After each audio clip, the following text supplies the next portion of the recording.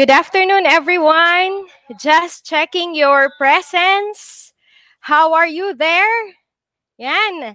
Here in the city, it's raining, and how I wish that those people who will be going outside, climbing the tree just to watch this series 2 of Lights, Camera, Action Research would really be good. So, para ma-check ko po kung okay lang po kayo, can you please uh, write your hashtag in the comment section? Sige nga po. Tingnan natin ang hashtag ng ating mga kasamahan dyan. Hashtag research pa more. Hashtag no problem. Yan. Sige, ang dami po nating mga tagapanood sa ngayon and I can see that you are all doing fine, right? Now, ayan, hindi ko pa rin po nakikita ang hashtag po ng iba sa mga comment section. Please, your hashtag related to research. Yan. New comments, tignan nga natin. Ayan, hashtag ready na, hashtag excited. Yan, research pa more, problem no more. Diba? And this is the second part of our webinar series of action research. Shout out to our very supportive Schools Division Superintendent, Madam Nene R. Marioles, CESO 5, with the support of our Assistant Schools Division Superintendent, Sir Raimundo Cantunho, CESO 6, and Sir Melchizedek C. Tongco. And of course, to our two dynamic chiefs. First is to Ma'am Dorothy L. Daniel, the chief of the CID, and to our OIC chief for the SGOD, Sir Mark Anthony H. Rupa. And I would like also to shout out so loud for our senior education program specialist for the PRS or Planning and Research section, Madam Cheryll V. Bermudo, for this very worthwhile undertaking. Ladies and friends, Series 2 of this webinar will focus on the action research process. And the one who will discuss this, I know that you will be really interested to listen to him because he will be speaking right from his experiences. It's all because he grew up in research and he had a lot of money because of research as funded by the birth. So let's all be one as we honor our country and our Almighty Father with Miss MJ and Miss Tess.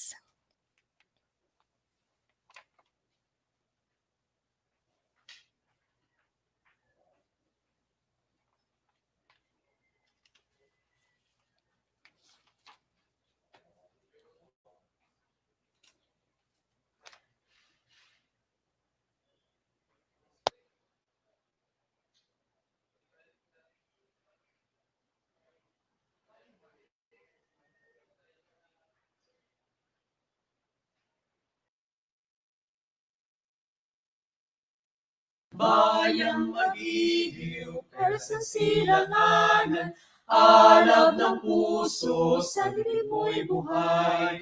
Lupang hinirang, duyan ka ng magiting, sa manlulupig, di ka pasisigil. Sa dagat at bundok, sa simoy at sa langit mong bughaw, may bilagang tula at awit sa paglayang minamahal. Ang kislap ng watawat, mo'y tagumpay na nagdilingling, ang bituin at araw na kailan pa may magdidilim. Lupa ng araw ng walang pagsinta, buhay langit sa piling mo. Aming ligaya na pag may mga api, ang mamatay ng dahil sa'yo.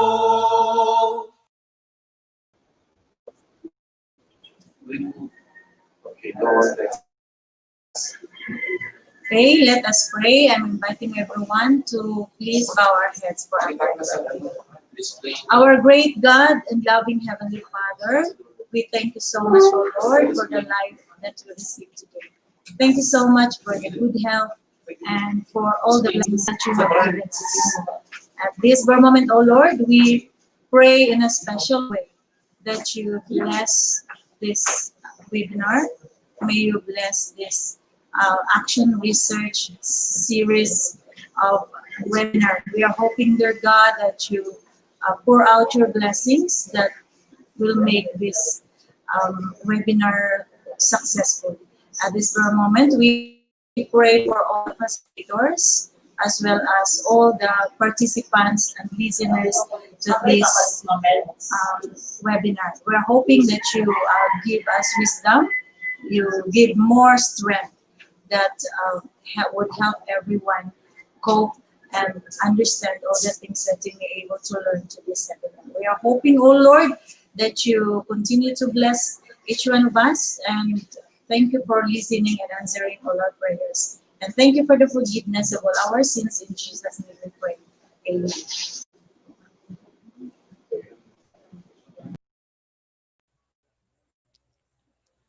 So thank you so much, Miss MJ, for the Philippine National Anthem through the ABP. And then we have Ma'am Tessinesa from the PR section, rather. And dear teachers and school heads who are with us this afternoon, we will be inspired we will be inspired by one who is also an enthusiast of research, someone who has a passion for research. Let's all welcome our Assistant Schools Division Superintendent, who is a part of the research committee of our division. Let's give an applause kahit hindi po natin naririnig to Sir Melchizedek C. Tongko. Thank you very much, Ma'am Melody, and Sir. regards to the people there. It's so unfortunate that I am not around to look over these things, but I believe that with the able hands of Ma'am Che, you are in good hands, sabi nga. Anyway, I understand that this is the second day of the research of this webinar, and I was actually monitoring the conduct of this webinar since yesterday, and even listened to Ma'am Che during the first session, the what of the research. And this time, let me or allow me first to congratulate our teachers who are at present attending this webinar. Thank you very much for being part of this activity, and we know that we are going to gain much, not only something to learn from, but we hope that we can motivate you to do something, especially at this time that we are having this pandemic. You know, this pandemic has brought us innumerable challenges, and many seem not to adapt to the new normal. Uh, in the Philippines alone, I think almost 27 million learners were affected, and many millions were or either lost their jobs or misplaced. In DepEd, this pandemic brought uncertainties and even distrust to the system.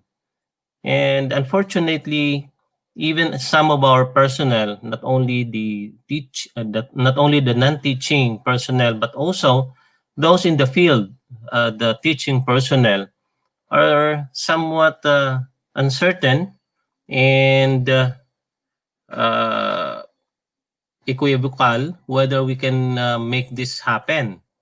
Indeed, this is something new to us, but we are in this together, and we hope that you are going to help us, being part of DepEd, to disseminate and advocate the continuous learning process, the continuous learning of education, continuous education of our learners. Indeed, Some doors closed up for many of our peoples, but it opened the doors, especially to some or to us researchers.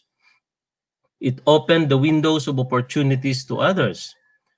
This widened the field of our researchers to find out not just how much we can get by the new normal or adapt to it, but explore better ways how we can operate competently, efficiently, and effectively in delivering our basic education services to our deserving learners. Alam natin na medyo mahirap ngayon considering wala tayong face-to-face, but we can explore many things, many ways on how to do our research, and we believe that our master researchers are going to capacitate us in doing these things. Yesterday, we know the what, and this time we're going to learn the process, and perhaps we can be enlightened on how we can do these things even at the midst of this pandemic. We have menus of research topics ranging from the different learning modalities.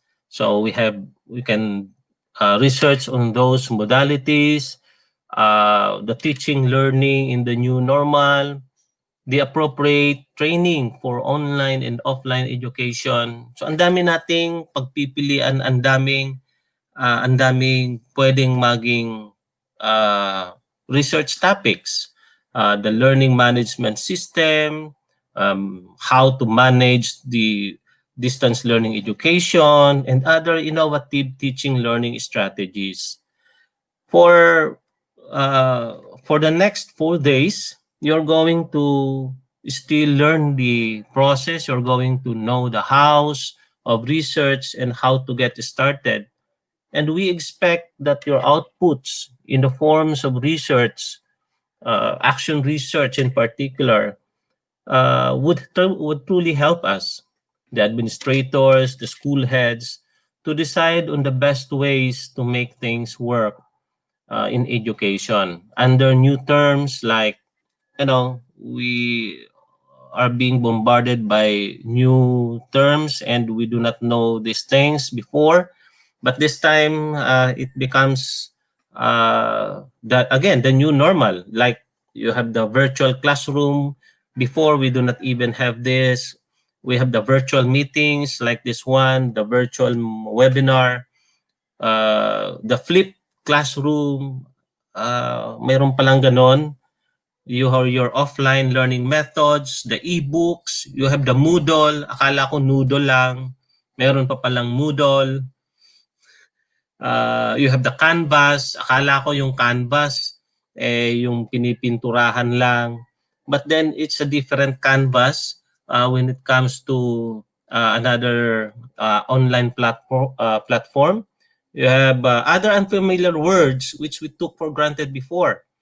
Let us turn this pandemic, dear teachers and our dear researchers, let us turn this pandemic to our advantage by finding new and creative and innovative ways of delivering our basic education service through research. So at this point, um, I know that we are overwhelmed by so many things, and added with this is perhaps you are already toying with the idea on the things that you would like to research on, and we are always here to give our assistance, our support, not only in forms of financial through the research fund, but also on technical assistance, especially that we have our master researchers like we have Ma'am Che, we have Ma'am Melody. I do not consider myself as master researcher, but I can also provide some insights and ideas and perhaps help you out. Again, my congratulations to Ma'am Che, the chief initiator of this activity, supported by our SGO, the chief. Uh, Sir Mark Rupa, with our uh, CID Chief, Ma'am Dorothy Daniel, and of course, thanking you and congratulating, of course, the leadership under Ma'am Nene Merioles and my co-partner, Sir Raymond Canton Hos. So we hope that you are going to enjoy the rest of this series, research series, and hopefully we can see the fruit of your labor come not only after this, but also in the days to come in ways of or through your outputs like research outputs and research proposals. So again, congratulations, enjoy and endure, and have a very productive week. So thank you very much. Okay. Thank you so much po, Sir Mel, for that very inspiring message. Actually po, talagang nakaka-push yun, ano po, doon sa ating mga tagapakinig na mga teachers at tagapanood. Now, ang ganda po ng sinabi po ni Sir Mel, and my takeaway there is that this pandemic opens windows for us researchers and to find better ways, a solution kumbaga to our problems. And isa pa sa sinabi ni Sir na nakaka-inspire na dapat po nating isipin is that we will be using or we will be using this pandemic to our advantage. Ayan, gamitin natin to. And let's proceed rather sa ating pong management of learning. Are you all excited? Yan, may papremyo po si Ma'am Che. Kasi kahapon sa comment section, ang dami kong nabasa na nagtatanong, paano daw makakuha ng aklat na ginawa niya, which is very basic. Yes, a very basic guide to teachers who really wanted to conduct action research kasi akala po nila ang mag-research po ay talagang mahirap. But with this handbook, parang ang dali-dali lang pong mag-research. Agad ay approve na ang inyo pong proposal. Sige po, may papremyo. Ayan. So, bahala na po ang ating technical master kung sino po ang unang makakasagot. First two, I guess, sabi ni Ma'am Che, na makakasagot sa kanyang mga katanungan. Okay. Yan. We will be managing our learning from yesterday's session, and that's series 1. Okay po. So, bago tayo magsimula, can you see my screen there? Ayan, gusto ko po muna sanang humugot. Yan, Miss Joy, I'm already, what's this? Ayan. Okay na? Get ready with your notes. Pwede naman pong kumopya kasi walang magbavalidate kung talagang kumokopya ng mga kasagutan. Meron po tayong mga katanungan na meron pong papremyo. Depende po sa kasagutan ang prize.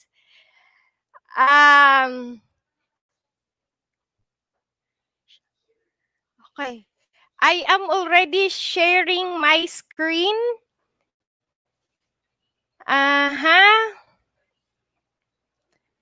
And ladies and friends, this is for the management of learning.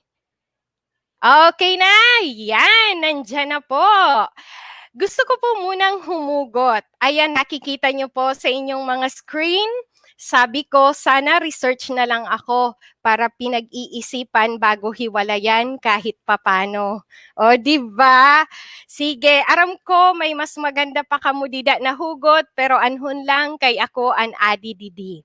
Kung gusto nyo na yung pinakamaganda na hugot and ma-flash natin sa mga masunod na mga series, send us your best hugot. Okay, let's continue. The first question, what is the ultimate goal of an action research in Go? Answers, Miss MJ. You are in charge of pinning who got the first correct answer. Okay na, meron na ba tayong mga Sorry po, Bisaya. Meron na po tayong mga kasagutan dyan? Sir PJ, may sumagot na ba? Walang sumasagot. May prize. May prize po ito. First two to get the right answer will receive a free copy of the research handbook. Ay po, ano daw po? Ha? Printed. Ayun. Sige, printed. Na copy, Ma'am Che. Meron nang sumagot. Ayan. So,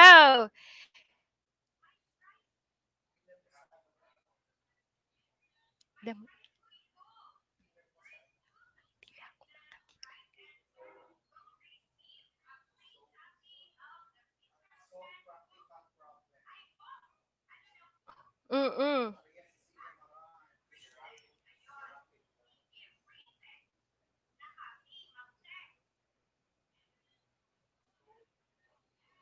Yan. Okay. So later on, we will be giving the names of those who got the first correct answers. Now, let's proceed to the next question. Sige, i-ready nyo po ang inyong notes. Kasi nandun talaga ito sa notes. Ito ang tanong. Pinaasa nga ba ni Carlo Aquino si Angelica Panganiban? Ano ang inyong sagot? Tignan nga natin kung talagang mga researchers ito.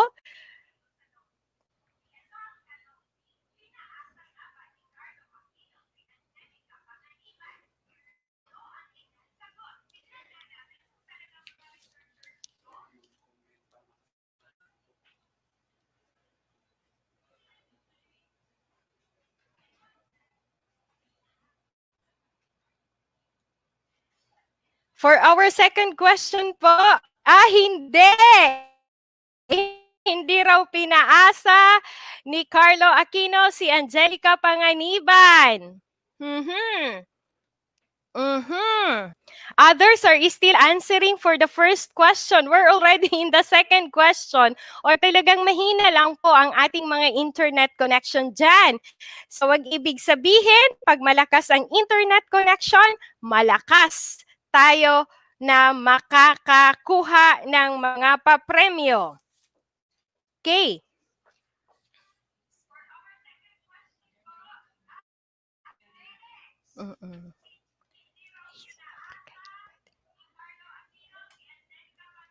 And we would like also to announce now the winner for the first question. And we have the first two to get the right question according to our technical master. They are Teacher Hazel Ricanya Pedernal and Teacher Cheryll de la Cruz. So you can claim your prize here at the division office. Just look for Ma'am Cheryll Bermudo. Ayan. So doon po tayo sa pangalawa. Actually po, ang pangalawang tanong ay wala pong prize. Oo, ang price lang po dito ay appreciation. At ang tamang sagot po ay pinaasa po ni Carlo Aquino si Angelica Panganiban. Makukuha po natin ang kasagutan sa Tonight with Boy Abunda. Okay, let's proceed to the next question. Who is the investigator in an action research? Go answer! Bilis, bilis! Sayang ang prize. Ayan, who is the investigator in an action research?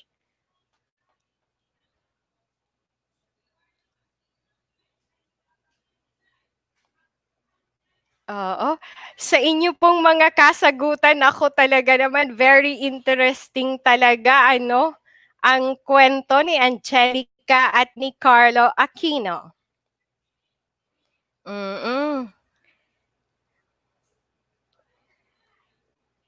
Yes, your answer for the second question po.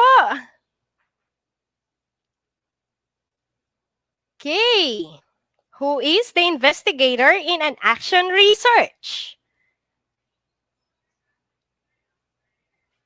Mhm. Ayan, marami na po tayong mga sagot dyan. And it is our technical master who will be pinning the winner. Okay, let's just wait for the feed if who will be getting the next set of prize. Let's continue with the fourth question. Lawful ba ang ABS-CBN non-renewal of franchise? Ano ang inyong sagot? Kung talagang mga researchers tayo, ano ang sagot?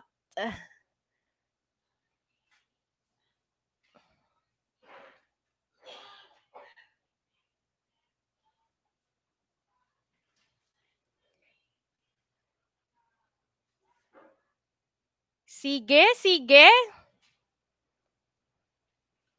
May sagot ba tayo dito sa tanong na to? I could still see answers for the last question. May sumagot na po na yes, no, may hindi, may yes, may lawful, may yes. Ayan. Okay. Wala na bang sasagot dahil ba ito ay walang prize? Later pa po ang prize nito. Verified lawful, no. Yes, lawful, no. Hating-hati po ang mas batenyong mga guro sa isyong to. Okay? Okay. Ayan.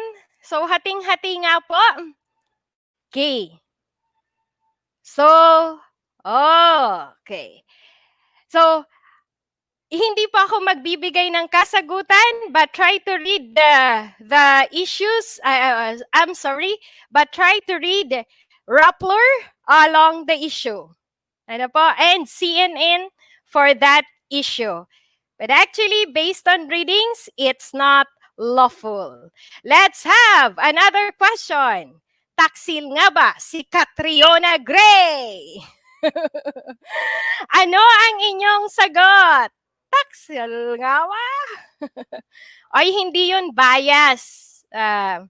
It came from a CNN opinion and coming from Rappler, not from ABS-CBN. Okay. And we have, the right answer. Okay po. Kasi po kanina hindi ko pala nabasa ang tamang sagot natin for first question. And the answer there was to improve professional practice or to improve one's own practice. And for the second question po, ang sagot po natin is teacher-researcher. Not teacher and researcher or teacher or researcher, but teacher-researcher. One person lang po. And our congratulations to, Sir Jim Elanem and Ma'am Marilo or Daniel. Okay, so sila po ang mga makakakuha ng libreng printed copy. Na po yan, glossy ang cover ng aklat. Makapal po ang leaves po ng pages ng aklat na yan. O, di ba? Sige. Pero bawal pong ipa-photocopy. Let's proceed. Ano ang answer? Ano ang answer nyo kay Catriona? Ayaw na talaga nilang sumagot. No, they had broken up daw po. So talagang mga researchers to. Ano? Okay. Sige. But according to reliable sources, it's a yes. Ayan. Siguro po kung minsan kailangan lang po talaga nating piliin ang sources ng ating information. Just like research. In research, you really need to rely on reliable resources or sources of information. Hindi po tayo basta-basta dapat kukuha sa mga hindi verified po na mga reports, and then we'll look into the legal basis of everything and other investigations before we give our opinion or our stand on a certain issue. Let's have the next question. How will you describe an action research and give one characteristic of an action research? Go, I'm giving you time. Mm-mm. You can answer now. Please answer as, what's this? ASAP as you can, because we will be giving you a copy of the research handbook for your guide, for the guide of your friends, of your loved ones, of your boyfriends, plural, girlfriends. 'Di ba? Para pag may lumapit sa inyo, pwede bang bayaran na lang kita, gawan mo ako ng action research, di ipahiram mo ang aklat, tapos sabihin mo, nandyan, gawin mo ang action research mo. Okay. Yan. And that's ethical. Sige po. Mhm. Yan, how will you describe an action research? There are a lot of answers there. Yan, marami na. And our technical masters will just give us the result of these, of the answers rather, of these questions. And mas sexy na po talaga inian aton round girl dahil po sa ni. So, okay po. Ini Ma'am Che. Yan. Our answer for this question, ayon. These are the possible correct answers. It is planned, a systematic process. It is collaborative. It is participative. It is practical and relevant to the researcher. It is persuasive and authoritative, and it is iterative and reflective. So, tingnan natin kung sino po ang mga nanalo. Our congratulations to Teacher April May. Anong apelyido niya? Ausa. Yan. And congratulations to Teacher Yen Cleofe Afable. Okay? When you claim your prize, kindly bring your valid ID with your valid signature. Just claim here at the SGOD office po. Okay, So, ayan. Yan na nga bang sinasabi natin eh. And, okay. So, that was our MOL. This time, let's go to the reminders. I am again sharing my screen, Miss MJ, for the reminders. Yan. First is, I'm sorry, let's have this. Ayan, reminders. There is already a link as to where you can do your monitoring and evaluation rather. The first M&E link was given to you already for the first series. I hope that you accomplished that already. Otherwise, you will not be given certificate of completion if all the requirements are not met. So, try to access the link given. And we are asking you to listen well in the discussion and the discussions. We will be having today two discussions. First is with what's this? The burp. And the second is a video presentation sa ating pong na-discovering artista. Na hirap po siyang mag-shoot sa mga presentations na ito. Okay po? And you have to finish the sessions or the presentations for easy compliance with the requirements. Ano po? So kahapon po in our rules, we ask you to look for the best spot where the signal is strong so that you can finish the session or the sessions or the presentations so that you can comply with the requirements po. Okay? Are you ready now for our discussion? Bagan sa akon pala po, ging kapoy na kamo. So, pasensya na gayud po. Ayan. Let's have now our next presentation. Ladies and friends, to discuss DepEd Order number 16, a series of 2017, which covers the research management guidelines. And after this, if you have clarifications, we can still hold our discussion as to your questions so that he could answer your questions. As what I am saying a while back, the research management guidelines will be discussed by a certain person who grew up in research. Parang buhay na niya po ang research at kumita na dahil sa research. Char lang po, joke lang. Ginapasadya ko la kamo kay kon. Magsuro seryoso ako di diya na kada ka tururog ka mo pareho kahapon sa SONA na nagkaraturog na ang iba. Siguro di man ka mo makakaturog kay mainit sa iyo nanoy na patalibod. Okay, dili man aircon. So dito la sa malamig nakakaturog. Okay, without further ado, kay bagang grabe na ang ako na tabil. Let's all welcome our education program specialist for the HRD, Mr. Paul Joan R. Blancaver. Sir PJ. Thank you so much, Ma'am Melody, for that. And nasakla po sa introduction. I grew up in research, get bigger. So, ayun, so we will be talking about the guidelines in relation to the conduct of research in the divisions. So, talking about sa pera na sinasabi po ni Ma'am Melody kanina, so talagang totoo po yun. We have been funded po by the Basic Education Research Fund in 2016 and in 2019. So luckily through the technical assistance of the SDRC, dito po sa Schools Division, we were able to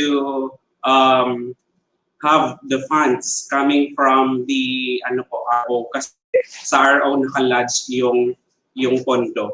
And in relation po sa pondo, hindi po yun for personal use, but ginagastos po siya in the conduct of research. So meaning libre na po yung lahat ng gagastusin. But along the discussion, we will be identifying the things or items that are allowed kung saan po pwedeng gastusin yung pondo. But later po, we will learn that. So, but this time let us talk about the research management guidelines. And this is based on DepEd Order number 16 series of 2017. So as mentioned just a while, so we were able to get funding last 2016. So hindi po namin inabot tong RMG.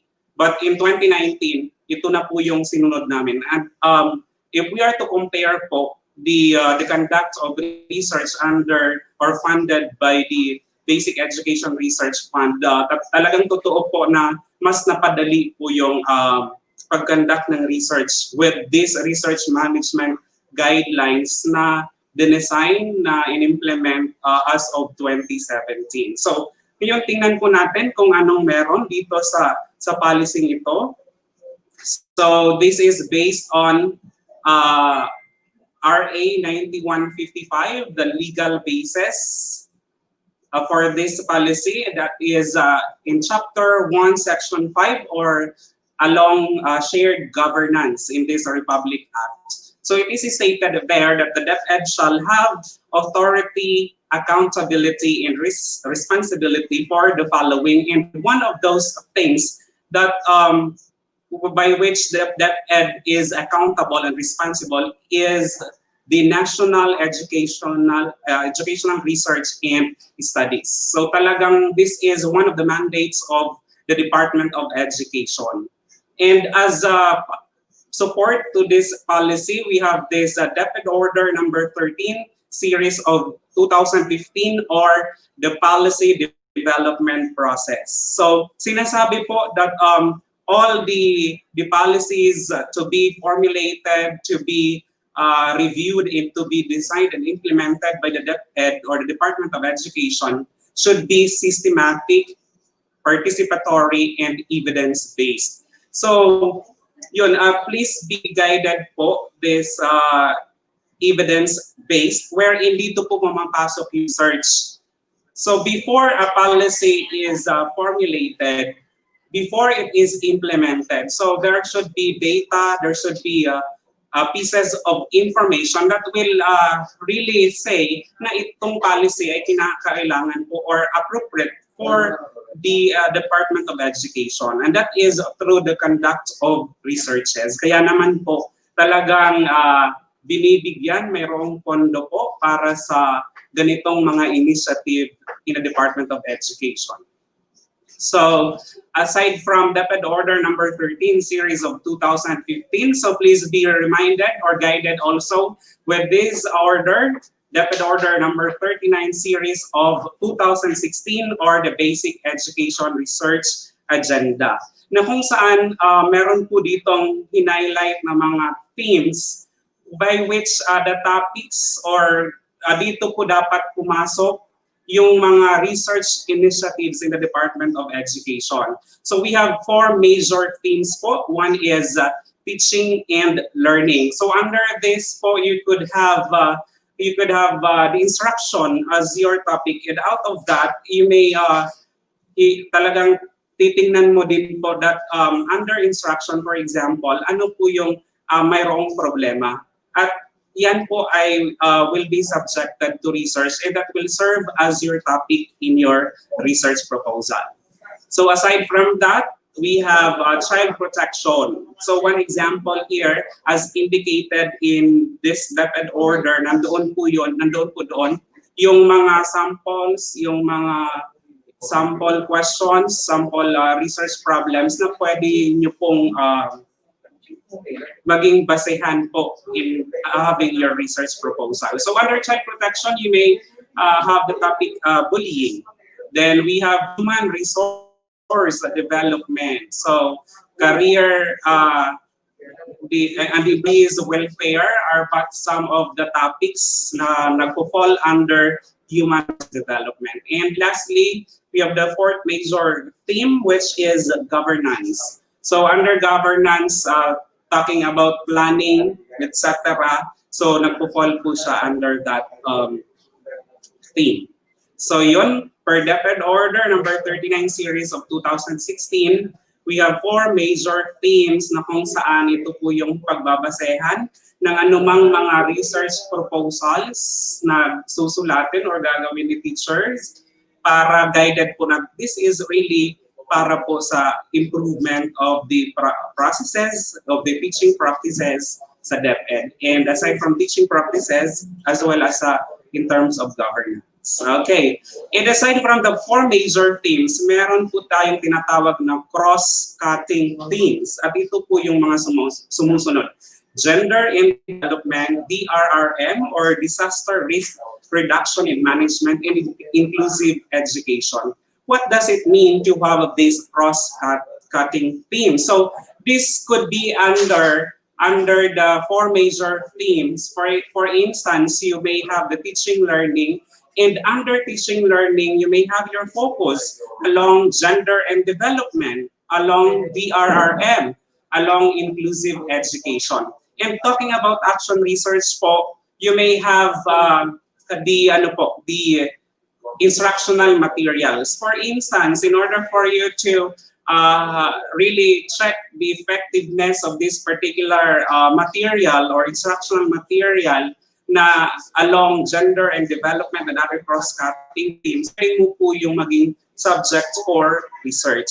So for more information about the different topics, about the different themes that you may consider in crafting your action research proposals, please refer to DepEd Order number 39 series of 2016. Okay. And for the policy objectives, bakit merong RMG na tinatawag po? So number one is to provide guidance in managing research initiatives across governance level. So be it in the national level, regional, schools division, or schools po mismo or CLCs. Of course, the ALS, so included din po yung ALS. Huwag po nating kalimutan po yung mga ALS mobile teachers. So sana po ay meron tayong teacher participants who are ALS mobile teachers. Next is to improve support mechanisms for research such as funding, partnerships, and capacity building. So these will be tackled in this particular presentation. Another is to reinforce the link of research to education processes through research dissemination, utilization, and advocacy. So let us find these things out of this presentation. So, talking about research, talking about the conduct of research, the DepEd Order number 39 series of 2016 is giving us the guiding principles as to the conduct of research. So the first one is excellence. So remember po that when conducting action research in particular, this should be relevant and researchable, and you use appropriate research methods, and it observes logical, coherent, and evidence-based findings. So even in, for instance, the first part of your action research, halimbawa po, talking about your problem, the research problem, hindi po tayo basta-bastang nagsasabi na ito ang problema ko sa school. You should be backed up with data para talagang ma-establish that you have a problem or you have a problem in this particular area. So that is showing excellence, or we are guided by a scientific inquiry. So hindi po na basta-basta lang po hinulaan, etc. So dapat po talagang ito ay dumaan sa systematic process and scientific inquiry. So that is being excellent in the conduct of research. Next one is that integrity. So a researcher must have an integrity wherein he or she is showing high ethical standards and showing honesty and accuracy in the collection, analysis, and reporting of data. Kasi talking about the conduct of research, wala naman pong tumitingin, wala pong kumaga nakabantay sa'yo na kahit po ilagay mo dyan ang data na ito without really getting those from the reliable sources. Wala po saan makasabi sa imo, wala nakakita sa imo. But as a researcher, you should have this integrity, that you should be honest and you observe accuracy in the collection, analysis, and reporting of data. And aside from that, ethics is really very important. It is because these will guide us as to the conduct of research. So just like po, when we are treating our participants, our respondents, we have to make it sure na dapat confidential po, the confidentiality of any information po, any data of our participants are protected. Yun po. So that is part of having an integrity as a researcher. And last one is openness. When talking about openness, nakikita po natin dyan yung collaborative research work. We cannot do it alone. We need others po. Marami pong makatutulong sa atin sa school at kung saan pa man po. Then multidisciplinary perspectives. So mas marami, mas better. Kumbaga mas marami pong nakatutulong. Mas kumbaga we have different sources, reliable sources. So that would really help us to have a good output, research output that would be helpful po. Kung hindi man po para sa division, kundi doon po mismo sa loob ng ating classrooms. That can be done through conducting action researches. And lastly, along openness, truthful and timely dissemination of research results. Remember po that it would be incomplete. Even you have already submitted a completion report of your research pero hindi po natin na-share sa iba, hindi po natin na-disseminate yung results at hindi po na-utilize yung result ng action research. So it would be useless po. So this is also very important. And yun, as a teacher researcher, we have to remember these guiding principles. Na kahit anuman mangyari, we are guided with excellence, integrity, and openness. Okay, so let us now proceed to the next one about research committees. This is also included po in the in managing research initiatives. So in all governance level po, across governance level, meron pong a research committee, be it in the national, regional, or division. So for our consumption, let us talk about the division SDRC, or the Schools Division Research Committee. So sino-sino po yung bumubuo sa committee, research committee in the schools division? Sino-sino po ang mga taong nakaperma po sa inyong research proposal? Nowadays po, in relation to RMG, hindi po basta-bastang lulusot yung research proposal or research completion report without undergoing po sa evaluation ng Schools Division Research Committee. So as the chairperson, the Assistant Schools Division Superintendent, or in our case po, we have Sir Meltong po as the chair of the SDRC. And the co-chairs or the co-chairpersons include the chiefs of SGOD and CID. So that they are Ma'am Dorothy Daniel and Sir Mark Anthony Rupa as the co-chairs in the SDRC. And also the members include the SEPS Planning and Research, who is our SEPS here for Planning and Research, Ma'am Cheryll Bermudo. So dumadaan po yung papel sa kanila. Then the CID representative based on requirements for evaluation.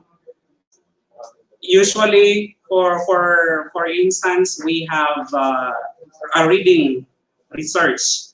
So who would be the CID representative for that? So Ma'am Helen Titong would be one of the members of the SDRC. And also there would be a representative from finance unit. So in a person of accountant Romeo Atacador.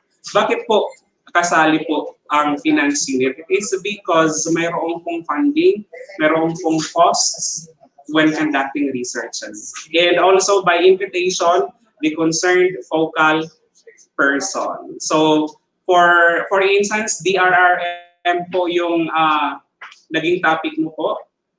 From the SGOD by invitation, si Sir Mark Anthony Rosal po will be one of the members of the SDRC. And as Secretariat, the Schools Governance and Operations Division. So ito po yung pagdadaanan mula sa Secretariat patungo sa approval ni Ma'am Nene Marioles ng inyong research proposal. Mayroon kayong pagdadaanan. And later, we will be discussing about that. Okay, so what are the functions of the SDRC? Number one is to provide guidance along research agenda. So as presented po by that order, number yung sa Basic Education Research Fund, yon tinitingnan po kung nag-fall under those themes. Then, approve proposals from schools and CLC. So this means na kahit school-based po yung research niyo, yung action research niyo, ay kailangan pong dumaan sa SDRC. Next is to evaluate and approve research initiatives and activities, forge partnerships. We will be digging deeper into these as we go along with our discussion. Another function is to prepare a report, research for RRC or Regional Research Committee kapag may mga kinakailangang report yung RRC. Next is to resolve emerging issues, keep cost estimates within accounting rules and regulations. Ayun, hindi lang po tayo basta-basta maglalagay ng 50,000, etc. We are always guided with the accounting rules and regulations. And of course, please take note po that the school level proposals are also endorsed to regional office, especially if that is for funding. Okay, yun. Another is the functions of the SDRC Secretariat. If we are going to be reminded po of the composition of the SDRC, the Secretariat is the school's governance operation in division, the SGOD. So bago pa po yung papel tutungo sa SDRC members, sa committee, dadaan po muna yun sa SGOD. Or kaya minsan po, ang nangyayari kapag nag-submit ng action research proposal, mayroong mga tawag dito, mayroong mga notes o mayroong mga suggestions, bago po yan ibabalik sa inyo bago naman po ipapasa on sa SDRC, sa committee. And yun, as mentioned here, conduct initial screening. So ini-screen na po ng Secretariat yung inyong mga papel.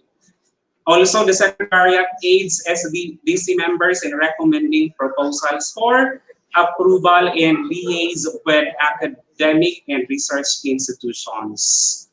Okay? Another is to conduct periodic monitoring of research in schools and CLCs, provide technical assistance to researchers, and prepare accomplishment reports on division research and prepare staff work as needed. So with these guidelines, talagang bago po ma-approvean po yung inyong action research proposal, talagang bubusisiin po yan ng SDRC. Sige. So, ito na yung tinatawag nating research management cycle. Ano pong meron dito? Okay. So, ito po yung mga steps or the phases in a long research initiative. So, it starts with the call for proposals, followed by initial evaluation, committee evaluation, results notification, implementation up to the submission and acceptance, utilization, and dissemination, and lastly, archival. So tingnan po natin bawat phase or bawat step. So the first one is the call for proposals. Anong nangyayari dito? So there should be or there shall be at least once a year call for proposal. As I remember po last year, there was a call for proposals and that was in December in 2019. As mentioned yesterday by Sir Roy Banyas of PPRD and of course by Ma'am Cheryll Bermudo, mayroon pong 17 action researches na funded by the grant facility po under the Basic Education Research Fund. So that they were from or they are from the schools division of Masbate Province. We have 17 teacher researchers. So sila po yung tumugon sa call for proposals last December and of course with the technical assistance of the SDRC, ayon parang magpipirmahan na po ata ng MOA. In other words, approved na po yung funds para po sa conduct ng kanilang action researches. Then there is 1 month submission po from the call for proposal So binibigyan po ng isang buwan para po mag-submit yung mga interested teacher researchers. And in soft or hard copies in complete requirements. So ito po yung dapat tandaan kapag magsasubmit po tayo ng proposals. So what to submit?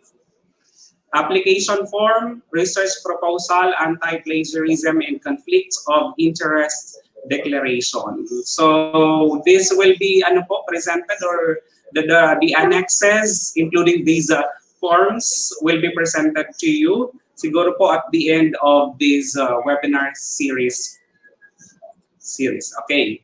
After the call for proposals, there will be an initial evaluation to be conducted by the Secretariat. So ito pong dapat nating tandaan. The proposals are returned which those that do not fulfill requirements. Kasi one of the requirements there that is that dapat po kompleto. Lahat po ng hinihingi ay dapat nandoon sa sinabmit natin.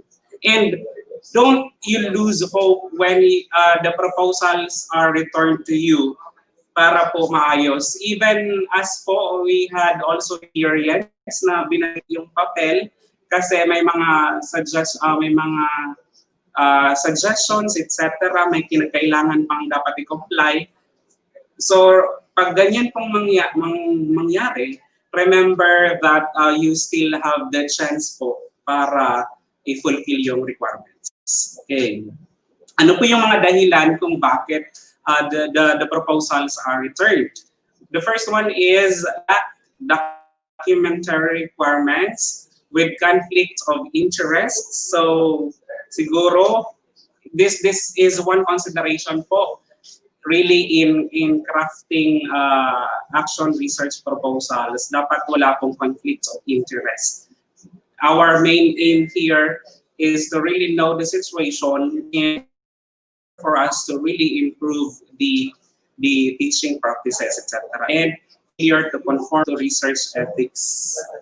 Another is that when it exceeds maximum grant without cost-sharing arrangement. Later po, the maximum grant will be presented to you kung anong klaseng research proposal yung isa-submit, magkano po yung maximum grant.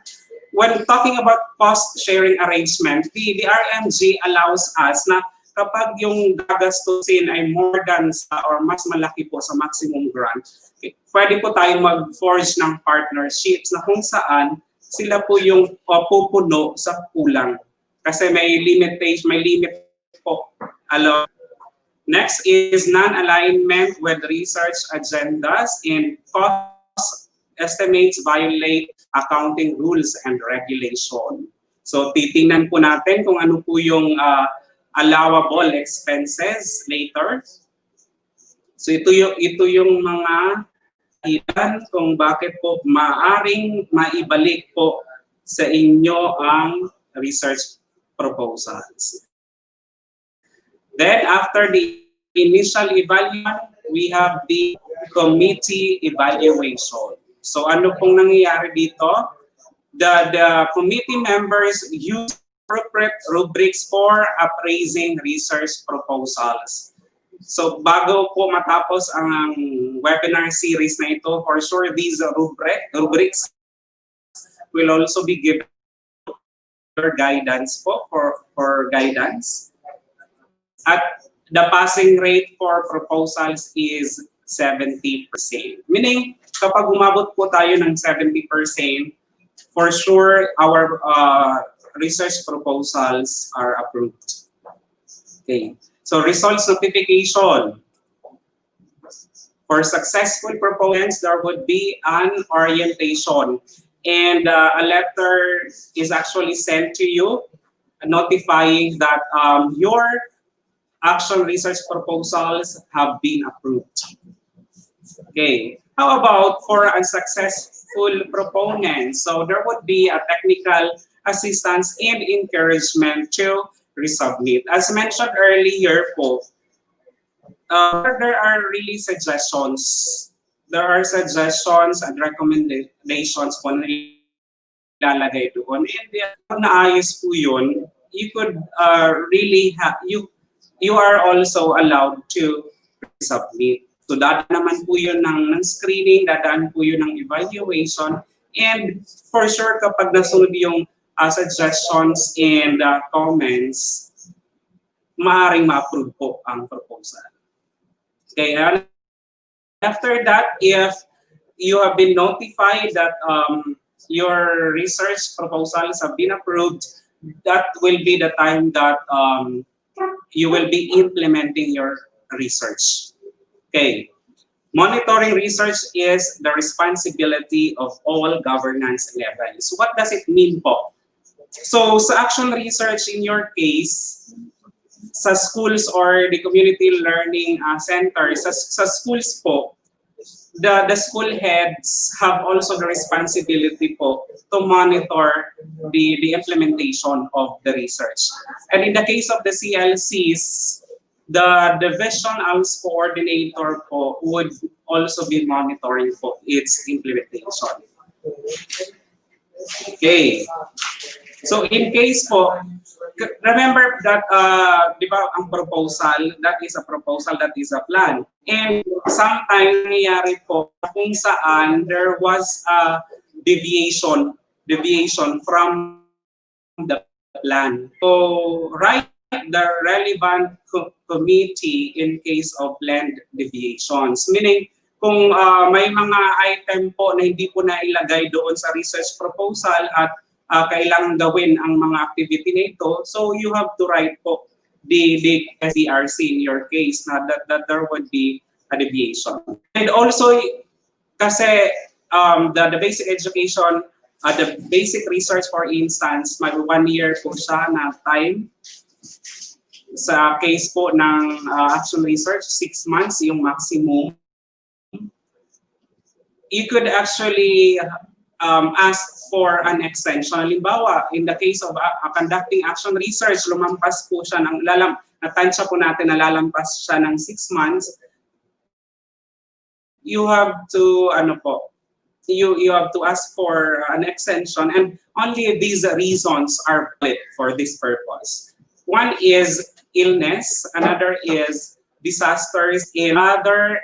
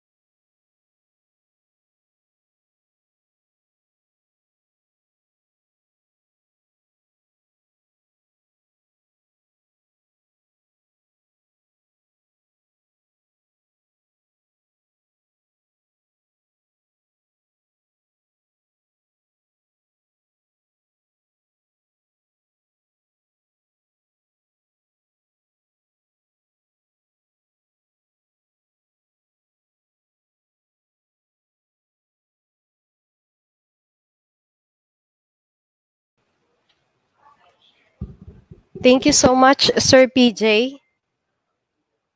Can you hear me?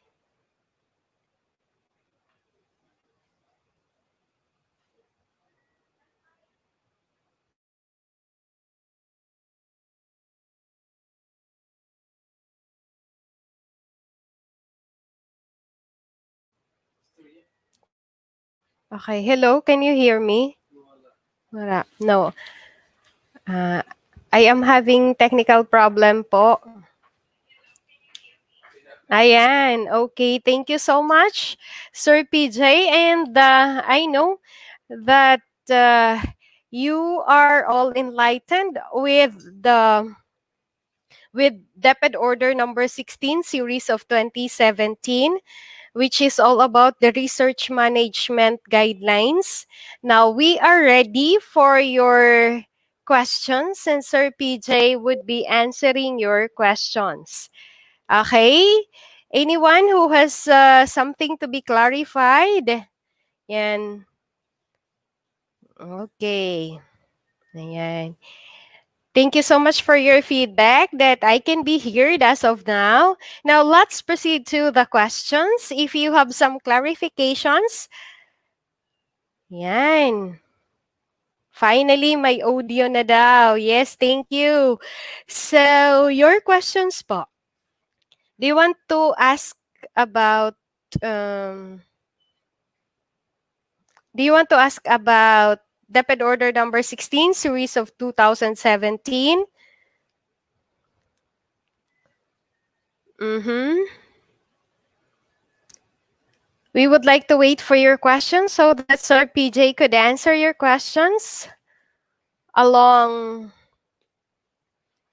research management guidelines. There is a question already. Okay. So I'm sorry. It was just cat. Yan. So hindi pa nga po tapos si Sir PJ.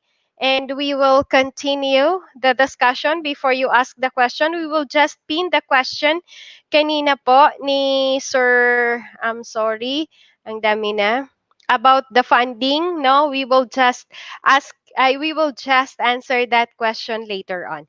Okay po, so we are giving you back, Sir PJ, for the continuation. Sir P?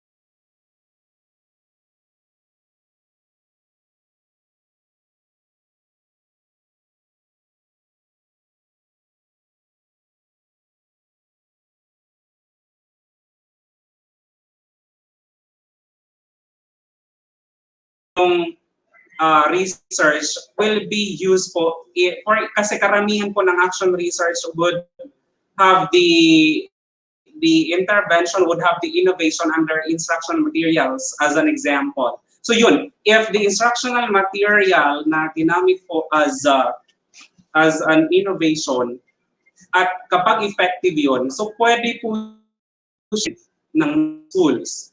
At the same time po, yun, other research results would be used po in practices. As you remember po, di ba, as a policy support kanina, yung policy development po in the Department of Education, before a policy is implemented, before it is also formulated, naka-base po sa research results yung policy na yan bago po ibigay yan sa field. So that is being evidence-based. Okay. How about in your case, sa schools, how will you disseminate research results? First is through learning action cells. So during LAC sessions, the proponent may present his or her research sa kanyang fellow teachers. Or in training, during school governance councils, kapag nagtitipon-tipon po yung parents, for instance, as well as the SGC members sa schools, pwede po yung i-present for possible, di ba po, policy formulation, school-based policy. Sige po. Another is through SIP, annual implementation plans, and school reports. As you can see po, the research results may be also used in developing SIP, in having your AIP. And sa SRC po, you may also have the dissemination of your research there. Next. Okay, after utilization and dissemination would be the archival. Completed research and data sets will be archived.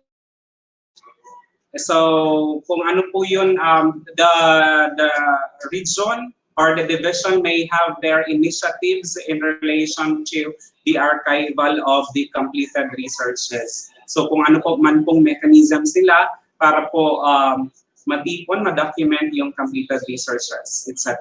And along monitoring and evaluation, it is conducted for the entire cycle. Meaning hindi lang po nangyayari during the implementation phase, kundi ito po ay in the entire cycle. As mentioned po, sabi nga kanina, the school heads have also the responsibility in the monitoring of the research implementation, lalong-lalo na kapag yan po ay school-based research.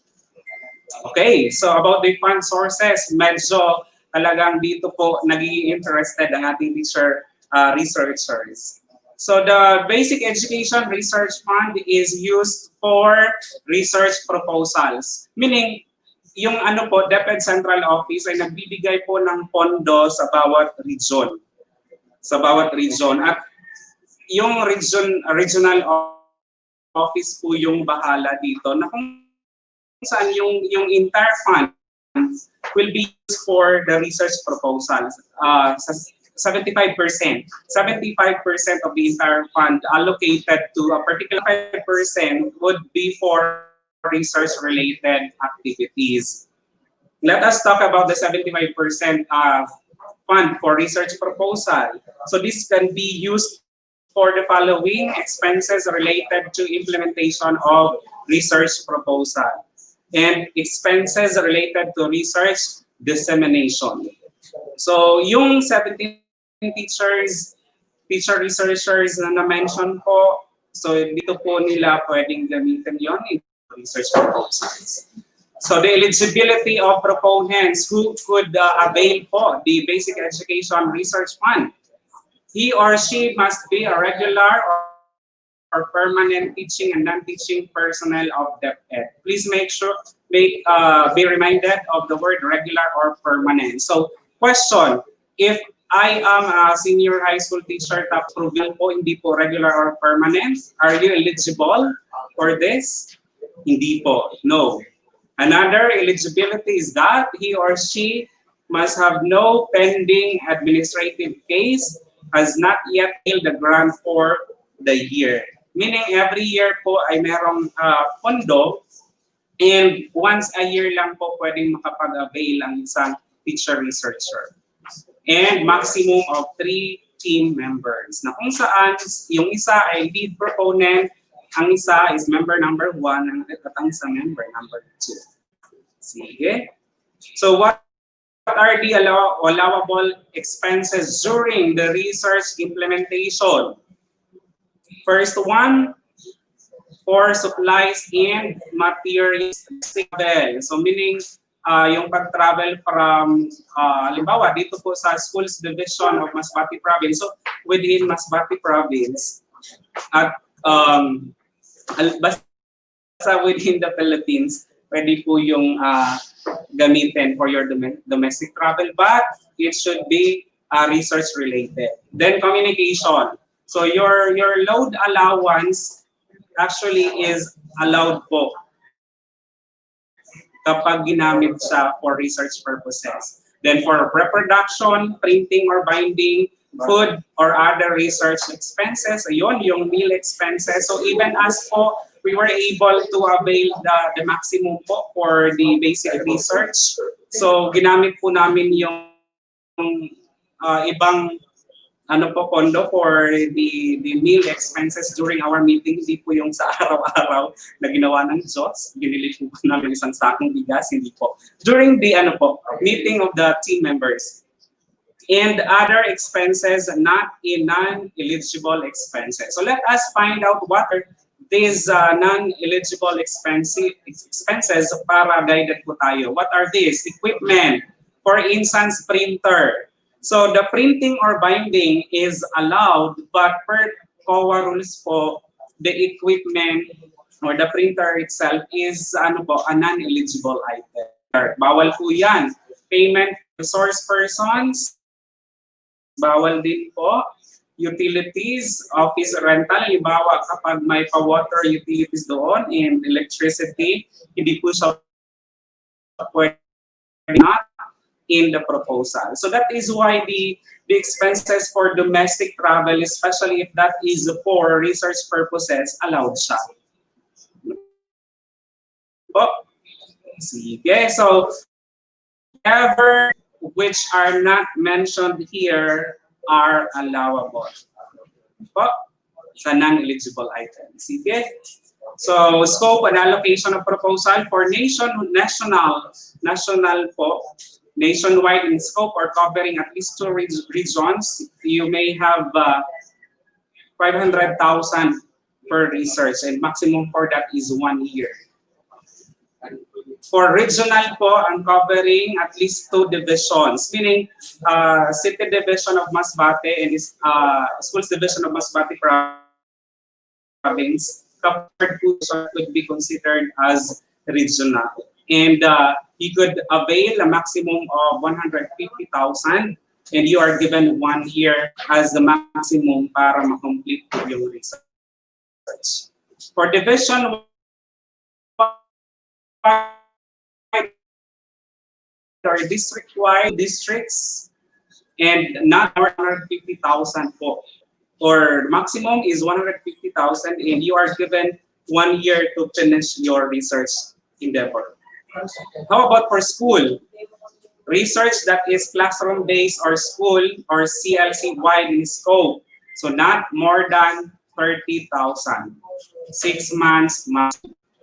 So good for 6 months and not more than 30,000. Question: if your action research, talking about action research, is covering, let's say for instance, a district-wide in scope, but that is an action research, would you be able to avail 150,000? No po. So as long as it is an action research, the maximum will be 30,000. Okay, next. The 25% is used as support funds for capacity building and local dissemination of research results. So, yun, capacity building, development of database system, representation fees for grantees at research conferences and progress and results monitoring. So, yung regional office po yung para dito. Yun. Development and publication of research journals and bulletins, other initiatives and activities related to research as deemed appropriate. Okay, birth is output-based. As mentioned earlier po, in 2016, we were able to avail the fund at wala pa pong RMG. So grabe pong pinagdaanan namin noon nila Ma'am Melody at Ma'am Cheryll Bermudo. So nag-liquidate po yung halos isang rim ng papel po yung nagamit for the liquidation of yung binigay sa amin na pondo for research purposes. But this time, through the research management guidelines starting 2017, output based. May hinahan lang po in each tranche. At kapag na-present ko na po yung hinahanap yung deliverables na tinatawag, so yun na po yung magiging basehan para ibigay po yung next tranche. So let us see here. For national, so yun, there are 3 tranches. First tranche would be 40%, second tranche 40%, last tranche 20% of the the total amount granted po for research purposes. At ito po yung deliverables for each tranche. Po, pakitingnan po natin. A region or division, ganun din po in 3 tranches, 40% for the first tranche, second tranche 40%, last tranche 20%. So ano po yung hinahanap in the first tranche? So inception report, ano po included also in your research proposal, as well as the data collection instrument, certificate of acceptance, and copy of MOA. These documents are presented. You will be granted the 40% of the total amount. For instance, we have 150,000 na nag-grant po sa basic research. So 40% of 150,000. Nalimot na kung ang size ng 40%. So we have 60,000. Ito po yung ibibigay po for the first tranche as long as you provided these deliverables or documentary requirements. At ito po ay in the cost-efficient manner, binibigay po yung fund in a cost-efficient manner. Kaya yung ginagawa ng region ay directly po na inuhulog po sa account ng bank account po ng teacher-researcher. Second tranche, 40%. Ano po yung hinahanap? Sa initial result, of course, activities, the data analysis, the initial results, and certificate of acceptance and copy of MOA. And for the last tranche, 20% or 30,000 of 150,000, ang hinahanap po is final report, certificate of acceptance from the national or regional research committees, and copy of MOA. So in your case po, kapag nakapag-submit kayo ng action research proposals and it has been approved for funding, so only 2 tranches. The first tranche will be, ang ibibigay po sa inyo is 80%. The maximum grant for action researches conducted in schools and CLCs is 80%. So 30% of 80%, so 80% of 30,000, so that would be 24,000. Ano po yung hahanapin sa inyo? Work plan, certificate of acceptance, and copy. And for the last tranche, 20%, ito lang po yung hanapin, certificate of acceptance from national or regional research committees, copy of MOA. And how about those below 5,000? So hindi po siya binibigay in tranches. It is because 2 tranches only apply for proposals posting 5,000 above. The approved full amount will be released to the grantee upon submission of the work plan in MOA. Okay. Grantees shall submit their deliverables to the Secretariat as indicated in their work. The letter of acceptance shall be issued on the Secretariat's completion of completed staff work or the CSW. Okay? So this is for the regions. Kapag 80% na utilize yung given funds, there would be additional funds to be released. Okay, so this is along partnerships. Research initiatives using other fund sources such as local funds in the SEP, the research management procedures in evaluating and approving research proposals. In other words, in the Department of Education, be it not funded by the Basic Education Research Fund, kapag may ibang source ng fund, is still the procedures in these guidelines will be followed along the evaluation and approval of research proposal. Okay, so in the memorandum of agreement, all parties in the research project will sign, and yon appearances may be charged to research budget. So in our case, during the MOA signing, we went to the regional office at yung gastos po sa pagpunta doon ay pwede pong ibawas sa pondong na-approve. Okay, so the sole author will be the grantee or maximum of 3 members, and that would be the ownership of the DepEd and authors. Why? It is because funded po siya ng Department of Education. Sige, that is why if you are to present po the research that is funded, there is a need to ask permission from the Department of Education. Okay. So as a teacher researcher, we have to observe the highest ethical standards, and remember po, the violators will be blacklisted from future grants. For instance, we have committed plagiarism, copied and pasted words, phrases, whatsoever. So we will be blacklisted po from future grants. And a research ethics committee will be established. So the DepEd Central Office will be the one po who is responsible for this.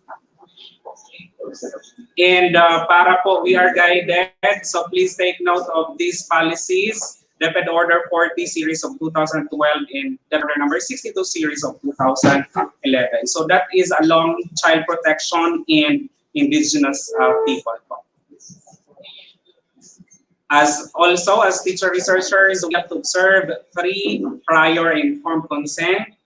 Ayun, always po, when doing a research, it is a must that the participants or the respondents are aware of yun, na involved po sila, and intellectual and cultural property. So we have to observe this para maiwasan po yung blacklist from future grant.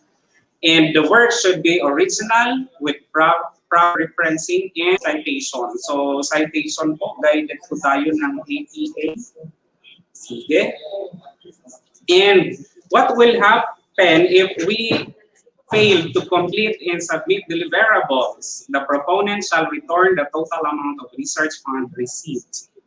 In other words, kapag na-receive ninyo ang 24,000 and 30,000, that is 80% during the first tranche, at hindi natapos, ibabalik po yan sa DepEd.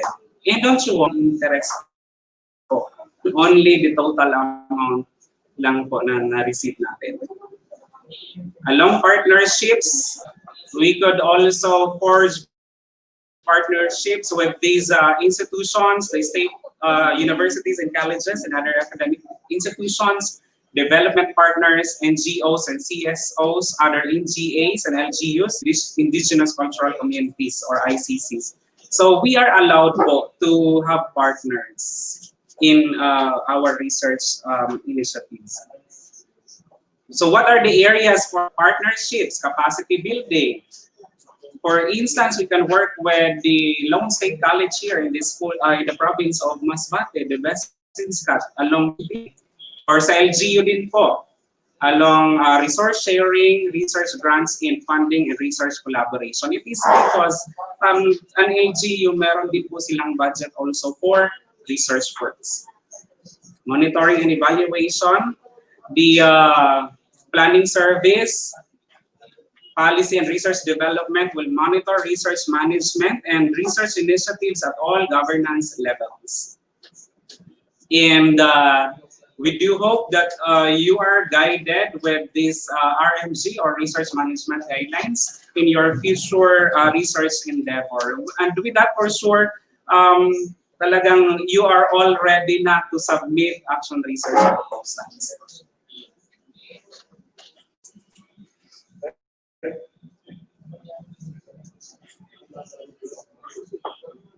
Thank you so much, Sir PJ. That was really a thorough discussion of the contents of DepEd Order 16 series of 2017, which covers the research management guidelines po. And I have already listed three questions here. Yeah, three questions po. The first question which was asked kanina po habang tayo po ay nagto-troubleshoot ng audio natin is that the amount of the grant of the birth. But this has been discussed already by Sir PJ. So I guess we're not going to answer that anymore. Ano po? Another question is, actually for pala ito, the other question is it allowed daw to have more than one proponents in action research? And I guess this was also answered. Was this answered already, right? Okay, so, Yes po, um, yes po. Maximum oo. of 3 members. Yeah, and it was already answered by Sir PJ. So thank you. Another question here is, this came from Ma'am Jessa Argawanon. Can I use my master's thesis topic from few years ago for an action research? Let's say this school year po. Thanks, Sir PJ.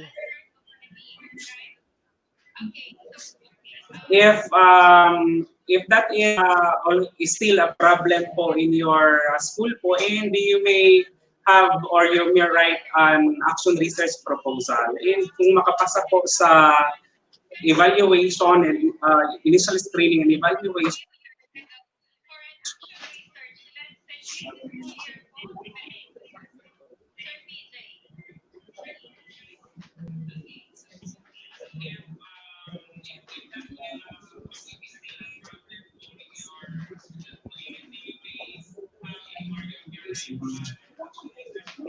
Melody, do we have Yes. other questions po? Sir PJ, okay, so that was already answered. I'm sorry. This is another question coming from Irene Marsan. Sir PJ, am I right daw po in my understanding that the action research proposals will be initially checked by the one in charge, depending on the theme the researcher has chosen? How about if there are two or three themes, it shall, ano po?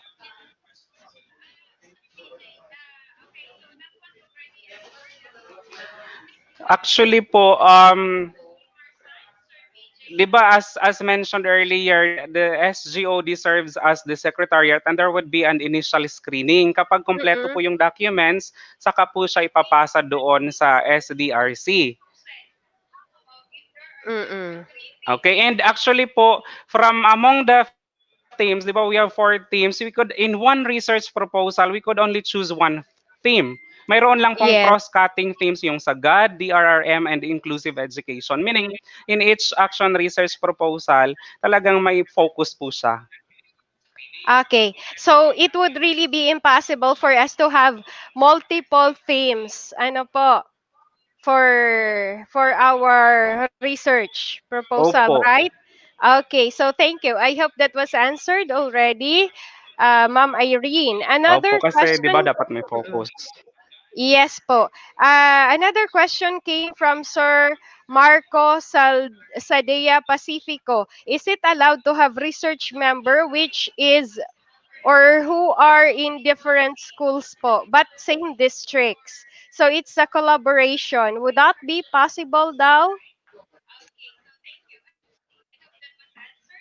Would it be possible to have team At, members who opo, do not belong po in to a particular school? in one particular school but in other schools but in same district. Okay, when talking about po, it could be collaborative work.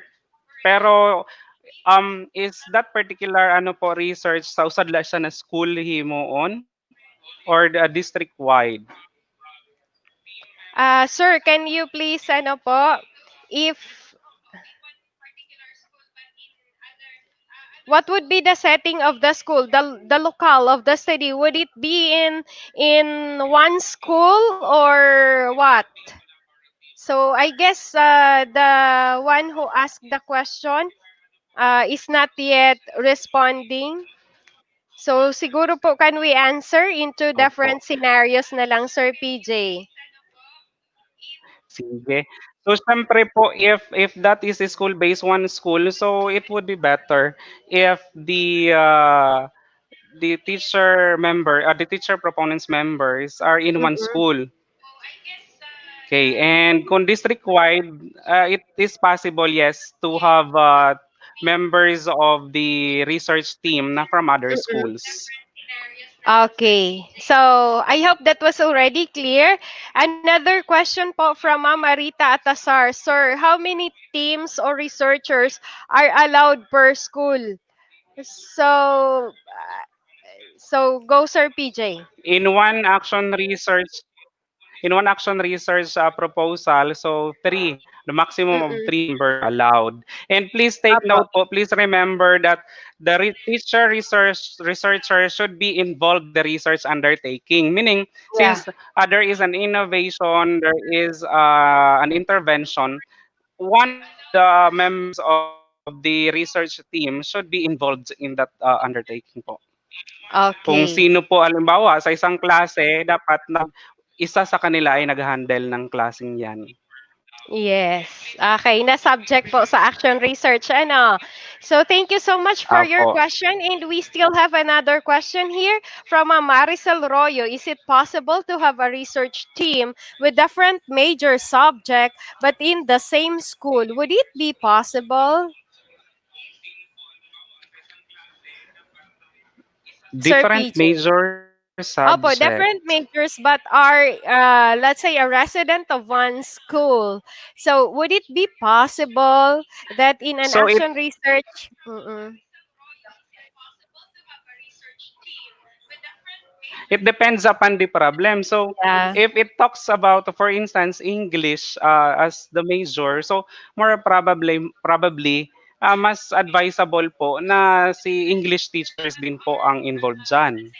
mm-mm, But in some cases wherein ano po, kumbaga depende sa inyo na topic, pwede po din mangyari.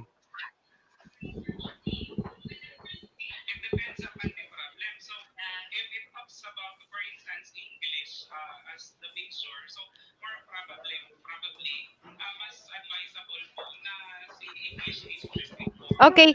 Another question po is, if the research proposal is signed by the SDS, am I allowed to implement my AR already, Sir PJ?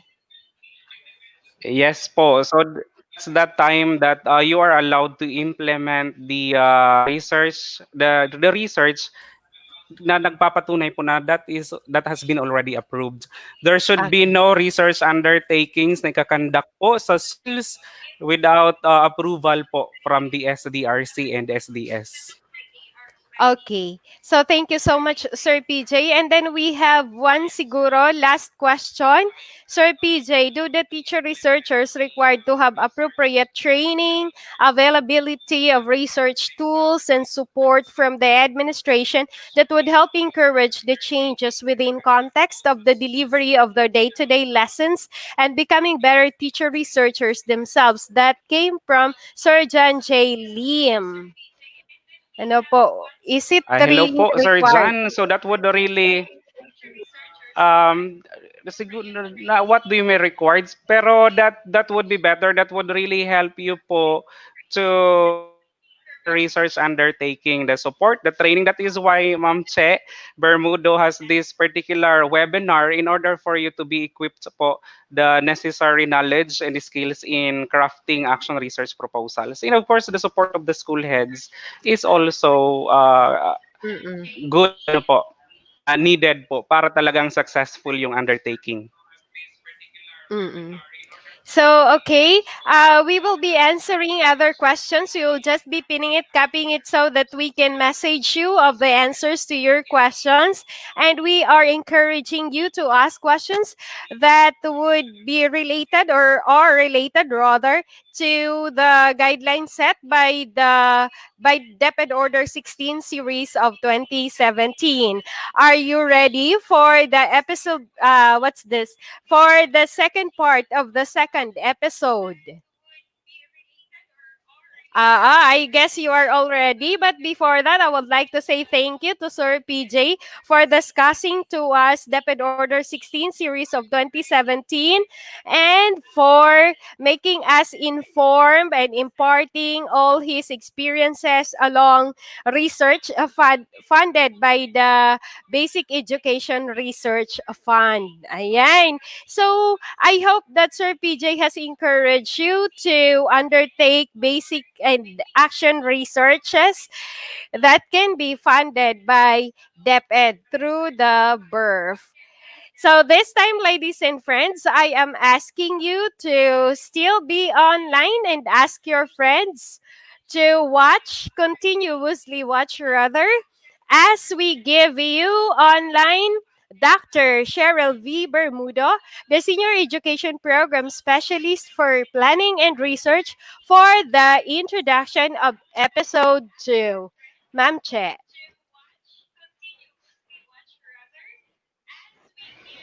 Thank you, Mel, for the comprehensive discussion on DepEd Order number 16, Series 2017, or the Research Management Guidelines.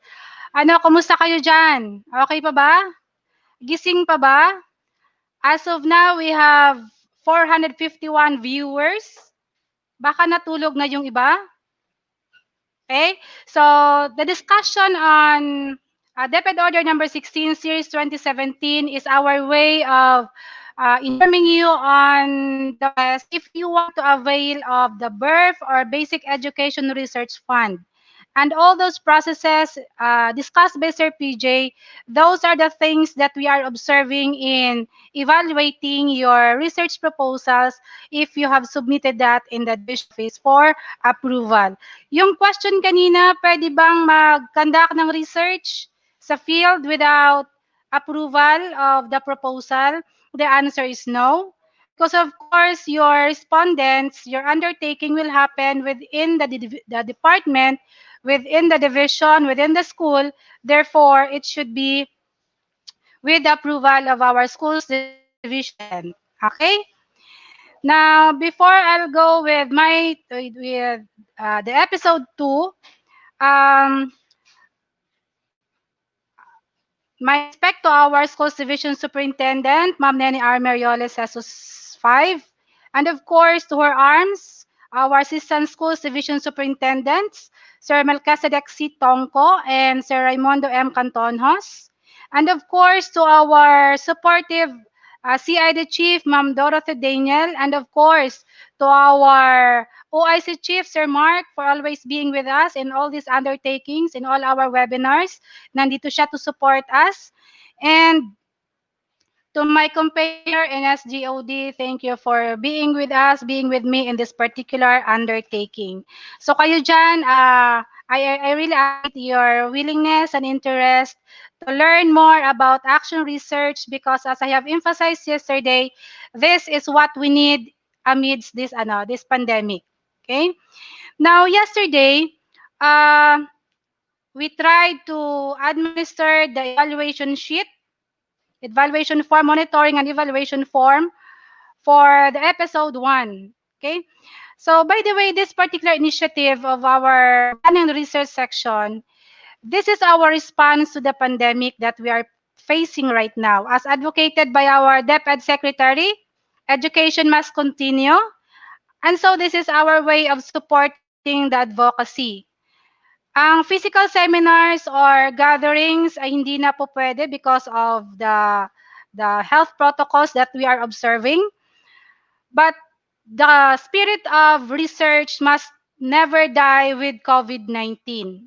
We want to sustain it and help our department in keeping afloat amidst this pandemic. But then, of course, just like what you're experiencing right now, everything is new.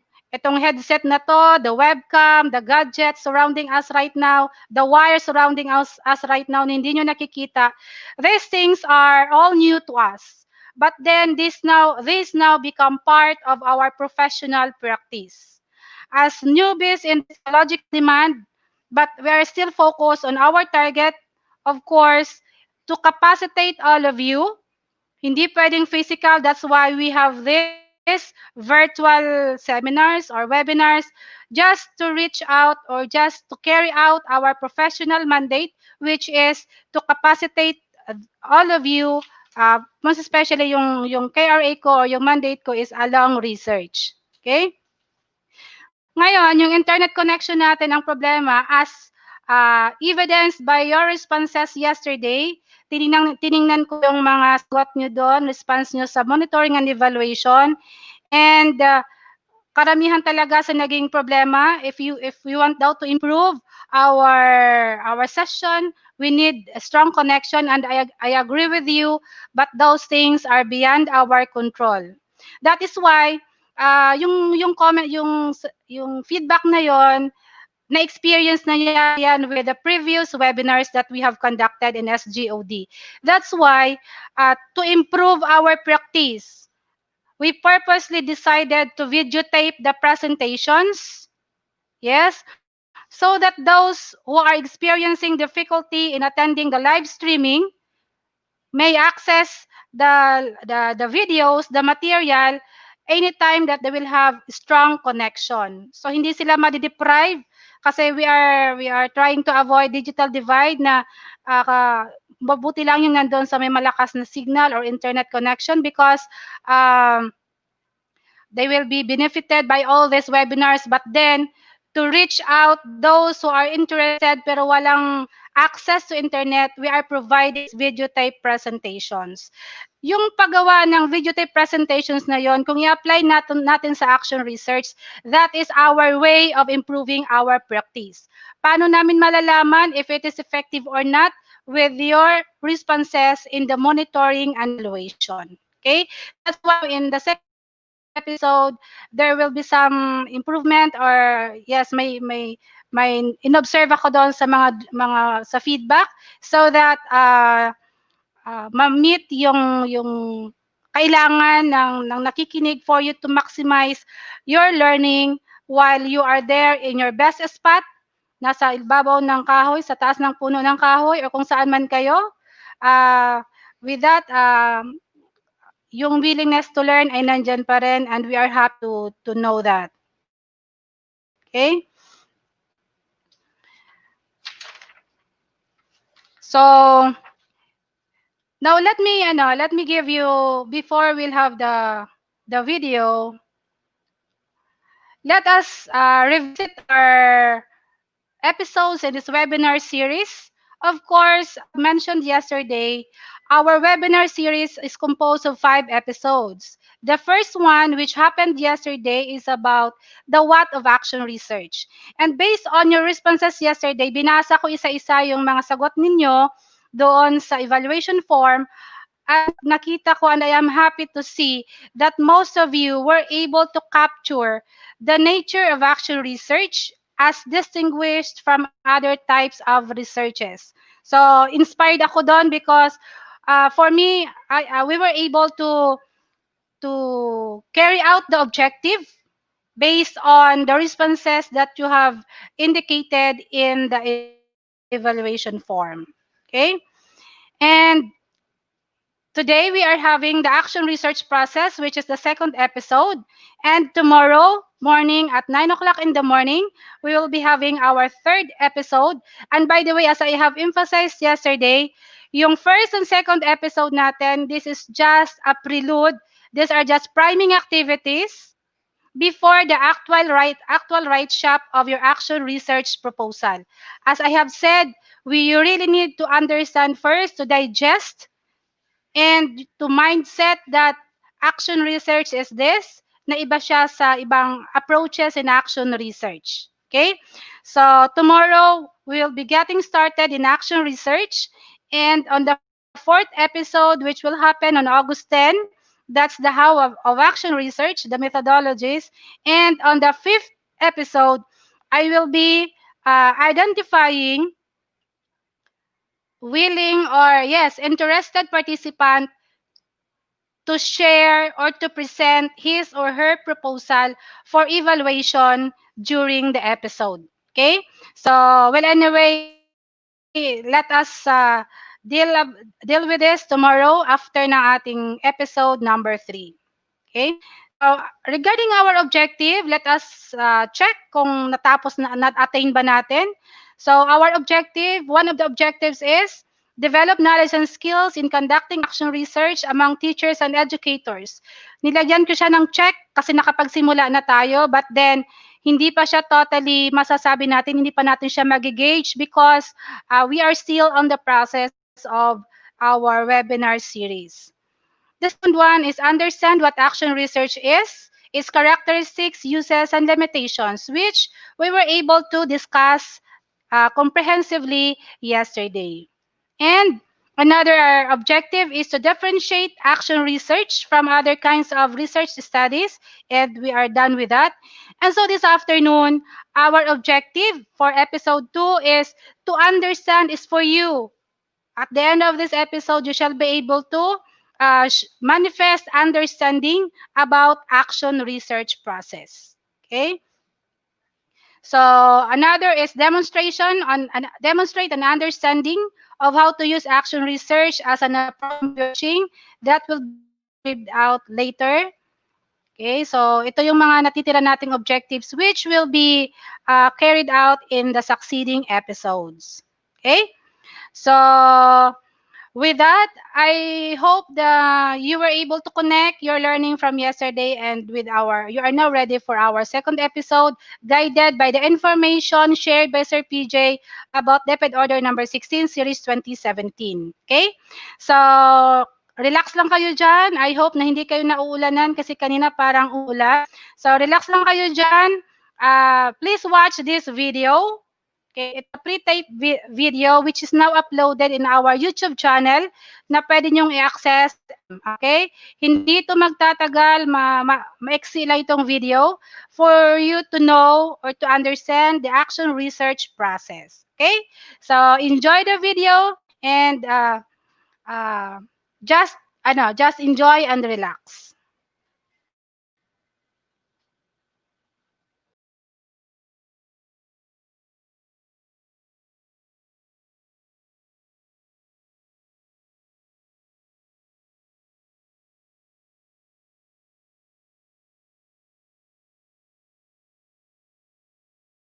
Welcome to the second episode of our webinar series 2020. Lights, camera, action, research.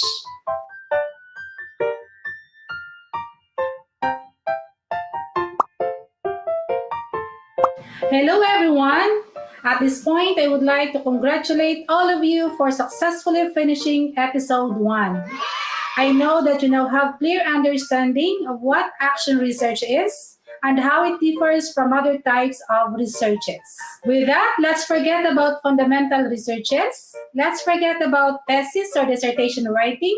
Let's now dwell on things that we've been doing, that thing that you know now as investigation to improve your own practice. And of course, I am talking about action research.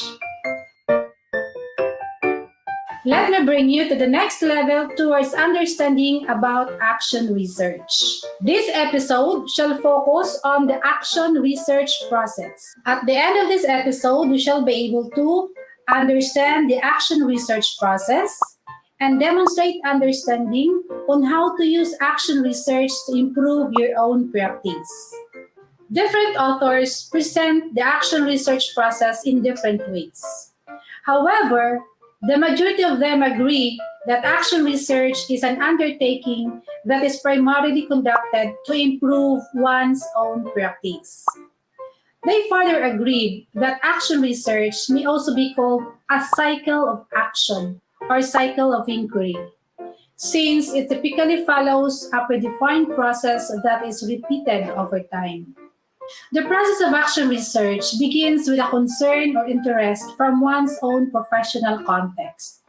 This concern leads to gathering information and knowledge about the concern.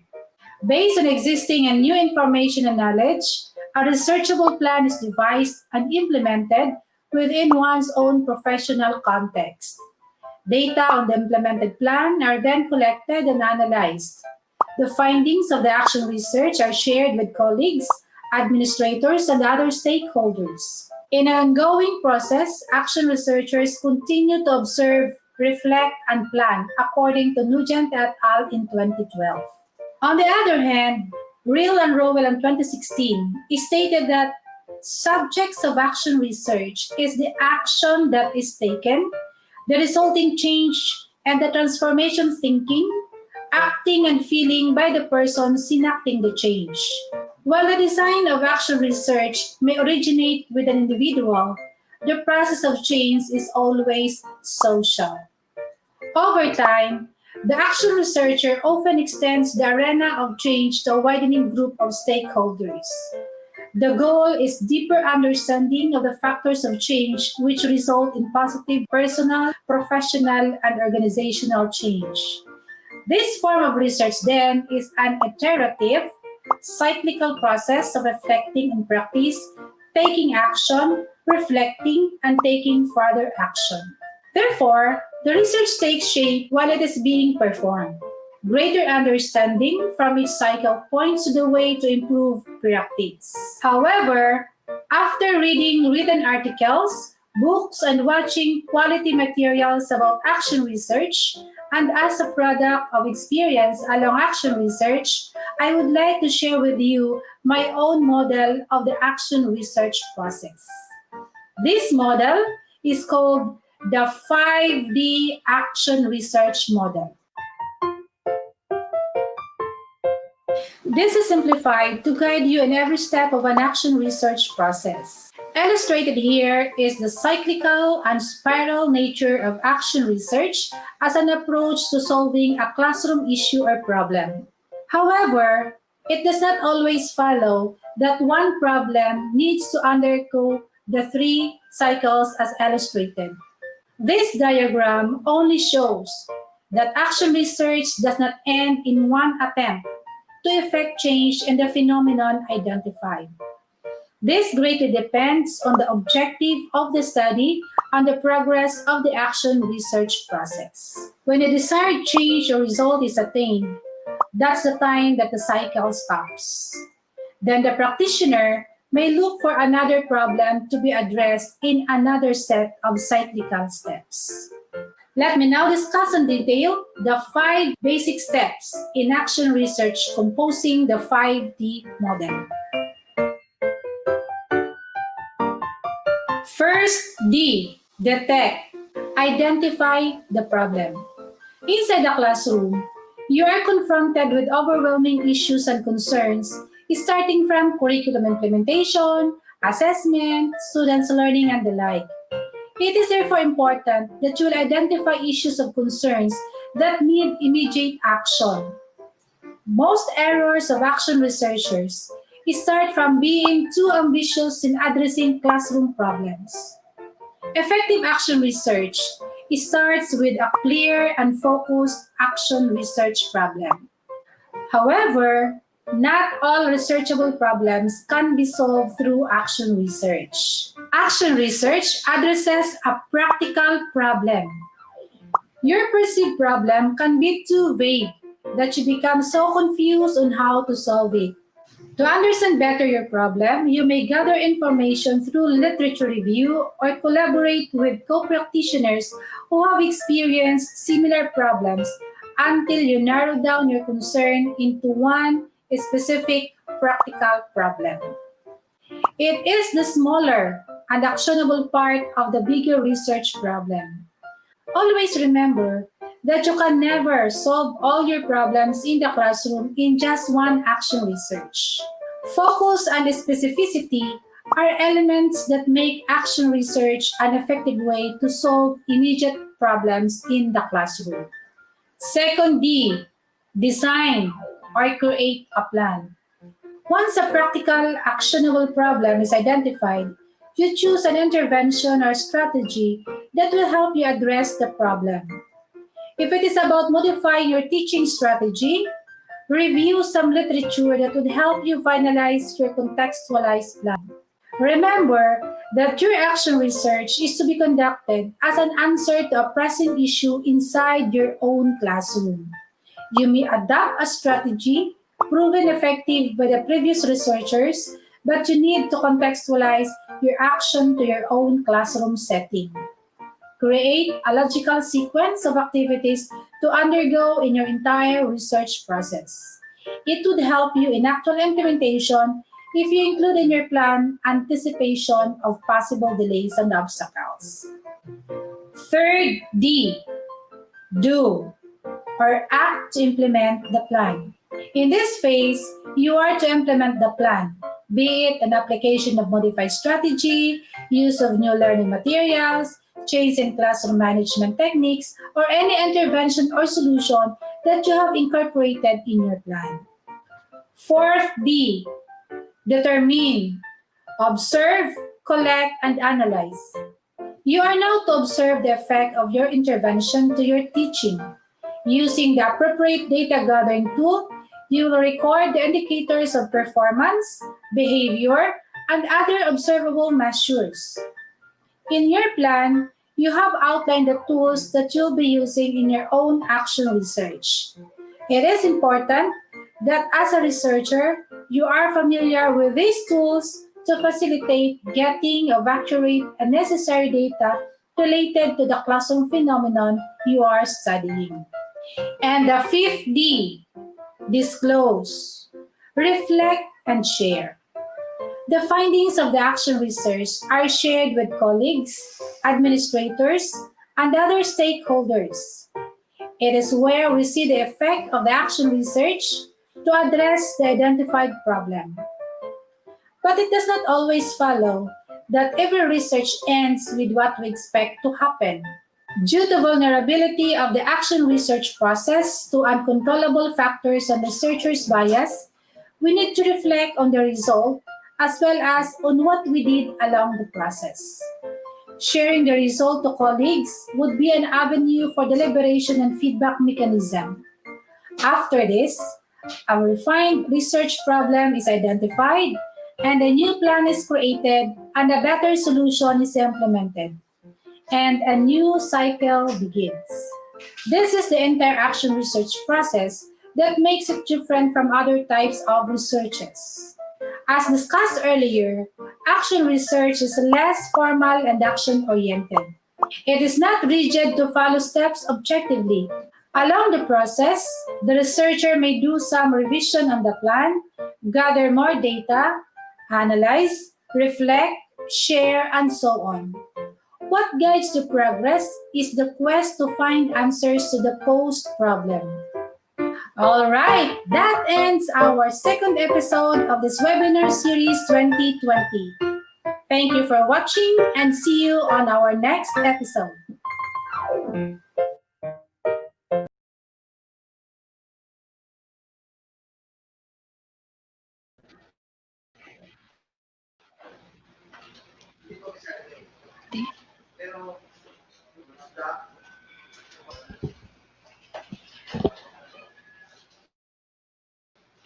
Okay, so napanood nyo ba kung ano yung action research process? The video presented to us kung paano ba natin ikakandak ang action research, saan siya magsisimula at ano yung susunod natin gagawin until the last step, and the last step until you complete a cycle of activities that composes the action research process. Okay?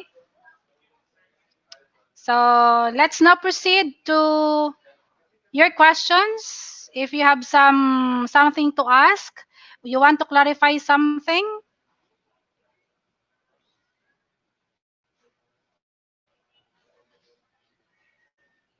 naintindihan ba ang action research process? Because you need this, because tomorrow you will be starting your research proposal, and in the writing of the research proposal, you should be guided by the action research process.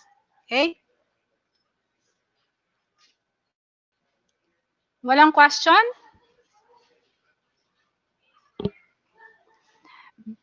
You may ask question related to our topic yesterday and ngayon. And para bukas, clear na sa inyo kung ano yung nature of action research as well as its process.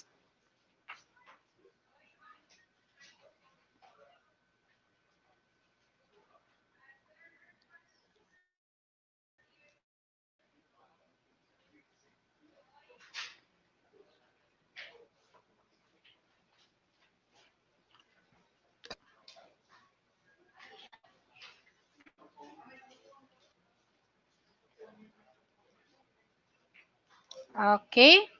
So, may tanong ba tayo, Ma Melody? Yes, Ma hello po. Melds, may Yes, questions Ma'am ba? Che. Yes, Ma'am Che. Can you hear me po, Ma'am Che? Can you hear me? By the Oh, way, I ang guess I nyo lang cannot be ngayon ay heard. mini Miss Melds. But actually, maraming tao sa likod ng camera which who help us in Oo. make this webinar smoothly done para maiwasan ang maraming glitches. But of course, sabi ko nga, everything is new to us and we are trying to improve our practice. Okay? So, Okay. what's the So, question? thank you, Ma'am Che. Can you Ano na yung hear me question, po Miss there? Melds? I, Uh, yes po, we have yes no, po. no. May, may Can you hear tanong me akong na, Ma'am nabasa, Che? Miss Melds. Yes Baka po, marami lumampas. po. Dili ako nakabati. Dili ako naka-on. Okay. Wara ako. Okay. So, while inaayos ang audio ni Miss Melds, may tanong akong nabasa. I just want to ask how po to write the context and rationale. Yun ang tanong. Very good question. It's an indication that you are now very eager to start with your proposal, but the discussion on context and rationale will be discussed tomorrow. Okay? So, next question.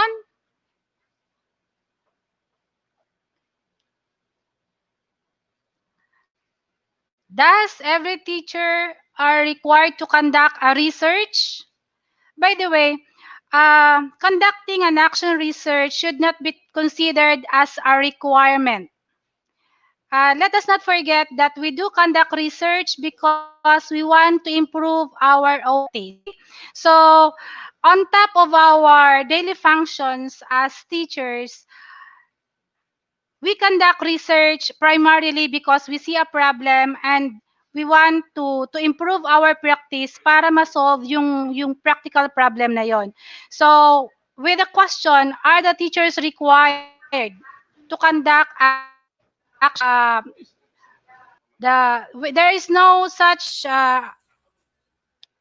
issuance requiring all teachers to conduct action research. We are just encouraging all of you to to embrace the culture of research as a way of improving your practice and growing professionally in a systematic way, and of course so that you will be able to contribute in the improvement of the delivery of basic education in your school to your learners and to contribute to the better performance of your school as a whole. Okay? Although master teachers, nasa KRA nila yan, and it's part of their IPCRF. Okay? So, kapag ka nandun sa kanilang IPCRF, and of course, we know what is meant by IPCRF.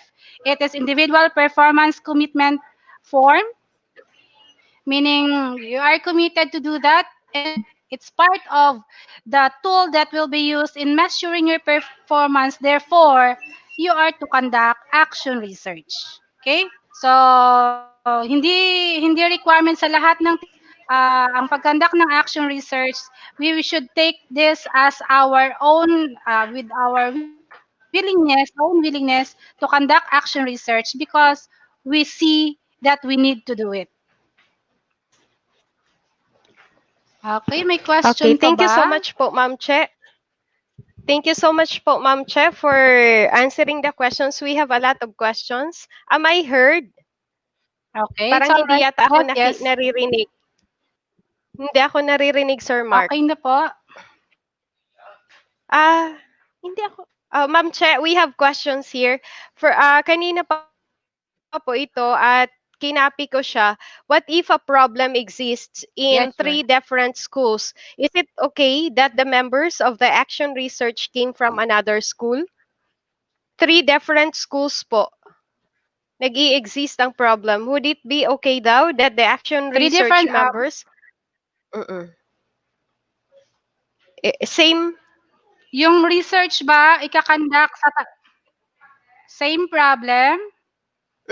existing in three The three different schools? schools, yes, the problem is existing in three different schools and you want to conduct one action research in those three schools, then we call it now as district. We can District. consider that as district-wide action research. But my point is, if the research will be conducted in those three, let us see to it that there should be somebody from the three na Mm-mm. magmamanage ng magkakandak, mag-undertake ng research in that particular school. Okay? So, di ba we have emphasized yesterday, action research, hindi pwedeng absent si teacher. Hindi pwedeng absent si teacher researcher. Therefore, if the study will be conducted in three different schools, it should not, hindi ganito, hindi pwedeng ibigay mo lang yung activity dun sa school, and as a Mm-mm. researcher, you will just go back to Mm-mm. get the data.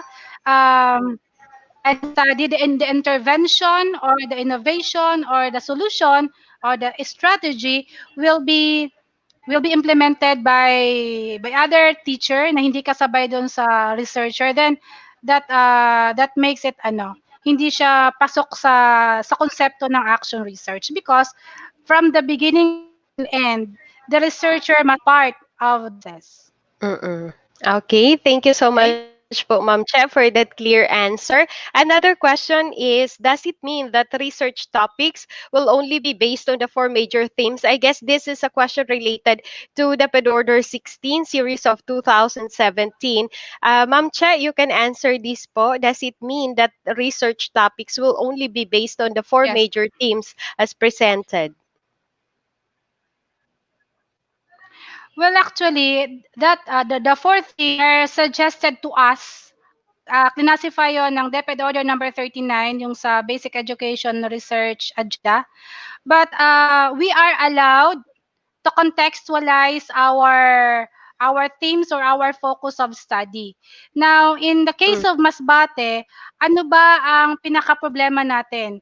Now, if you can still remember, or yung mga nag-attend ng capacity building last year na Mm-mm. that we initiated, we focused on the reading problem, Yes. because the division data told us that there is a high number of struggling readers in our division.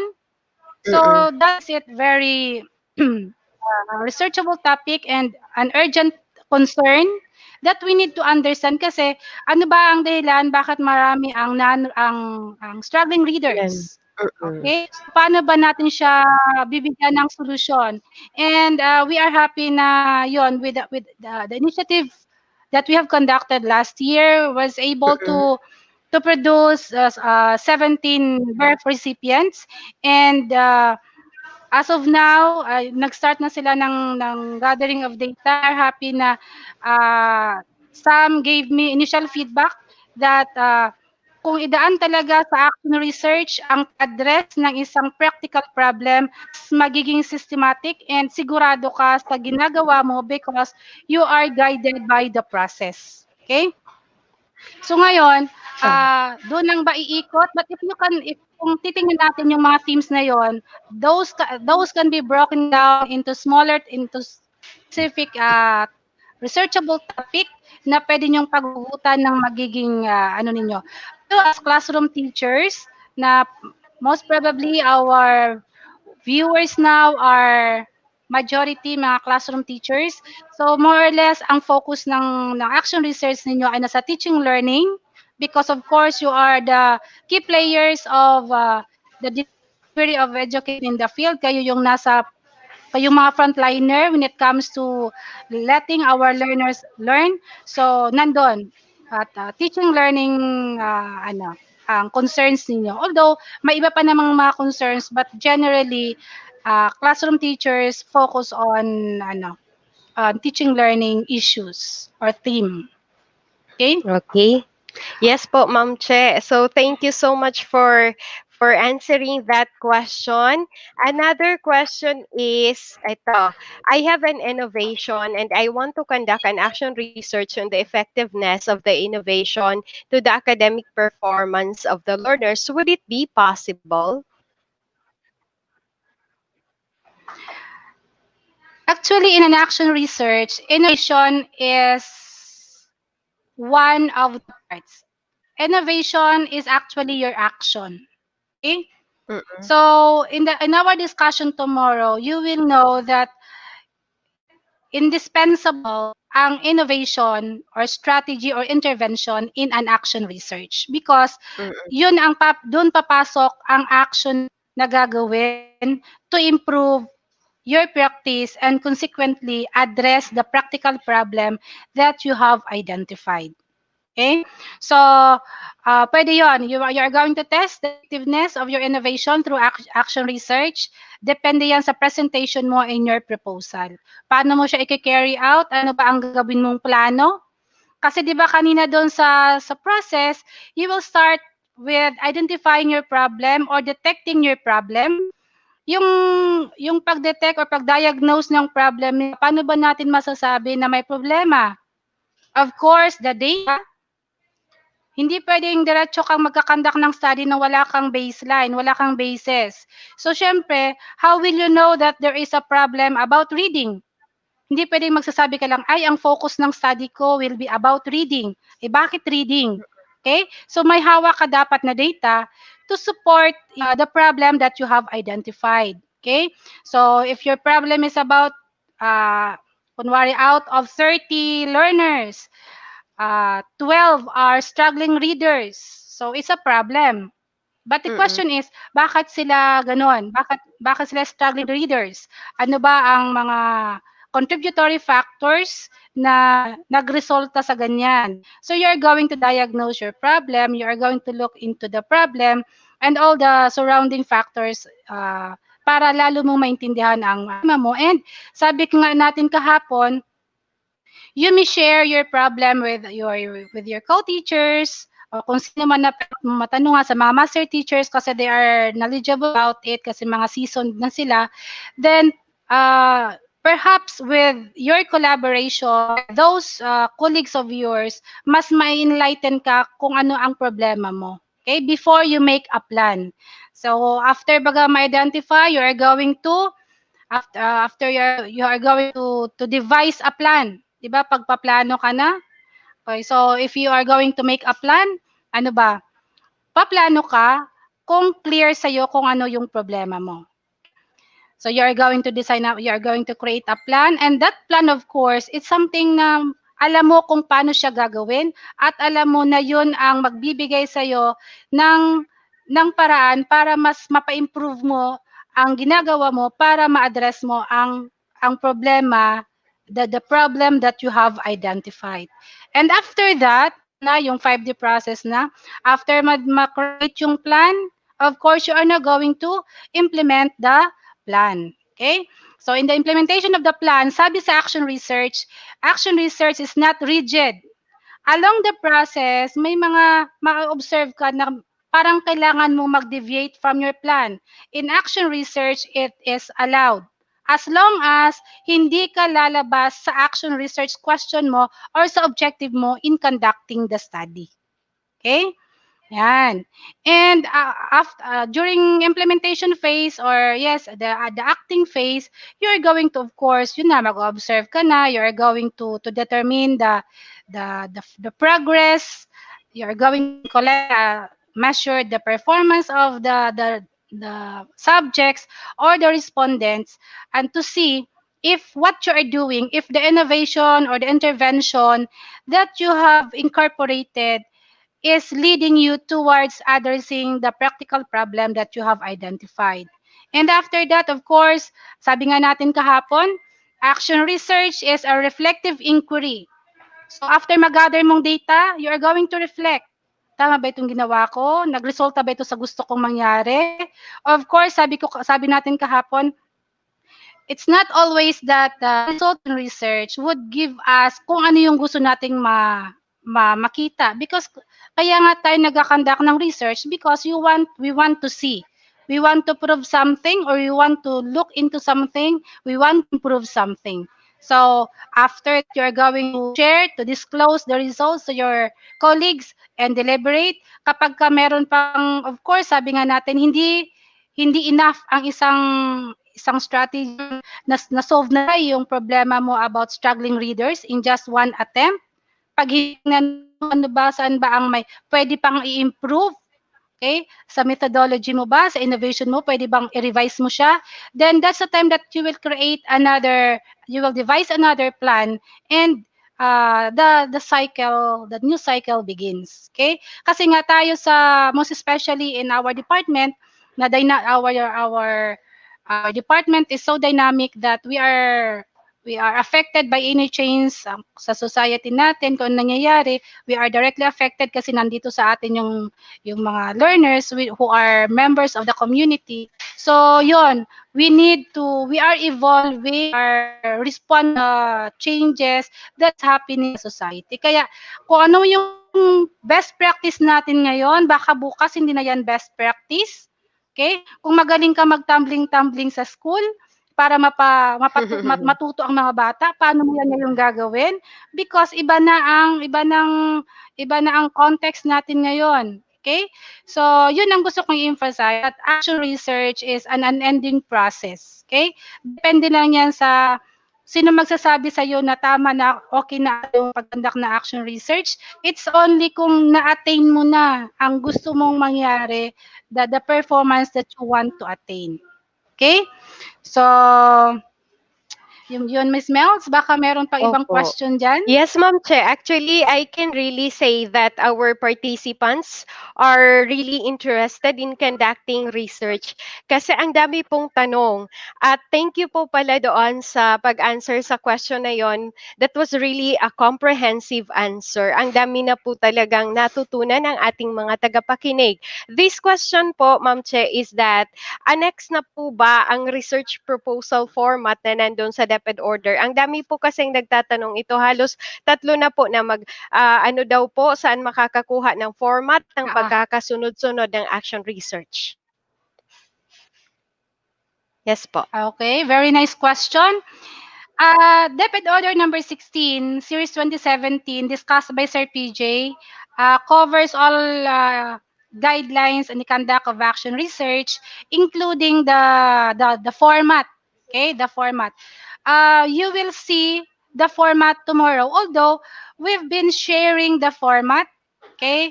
Maraming humingi ng format, pumupunta dito sa office. And also, we are sharing that in group chats na makikita nila yung format ng action research and basic research. So, for the consumption of all watchers and viewers tomorrow, we will be showing you the outline, the template or the suggested format for action research proposal as included in DepEd Order number 16, Series 2017. And para mabigyan kayo ng pahapyaw na idea, yung magiging proseso natin in the last 3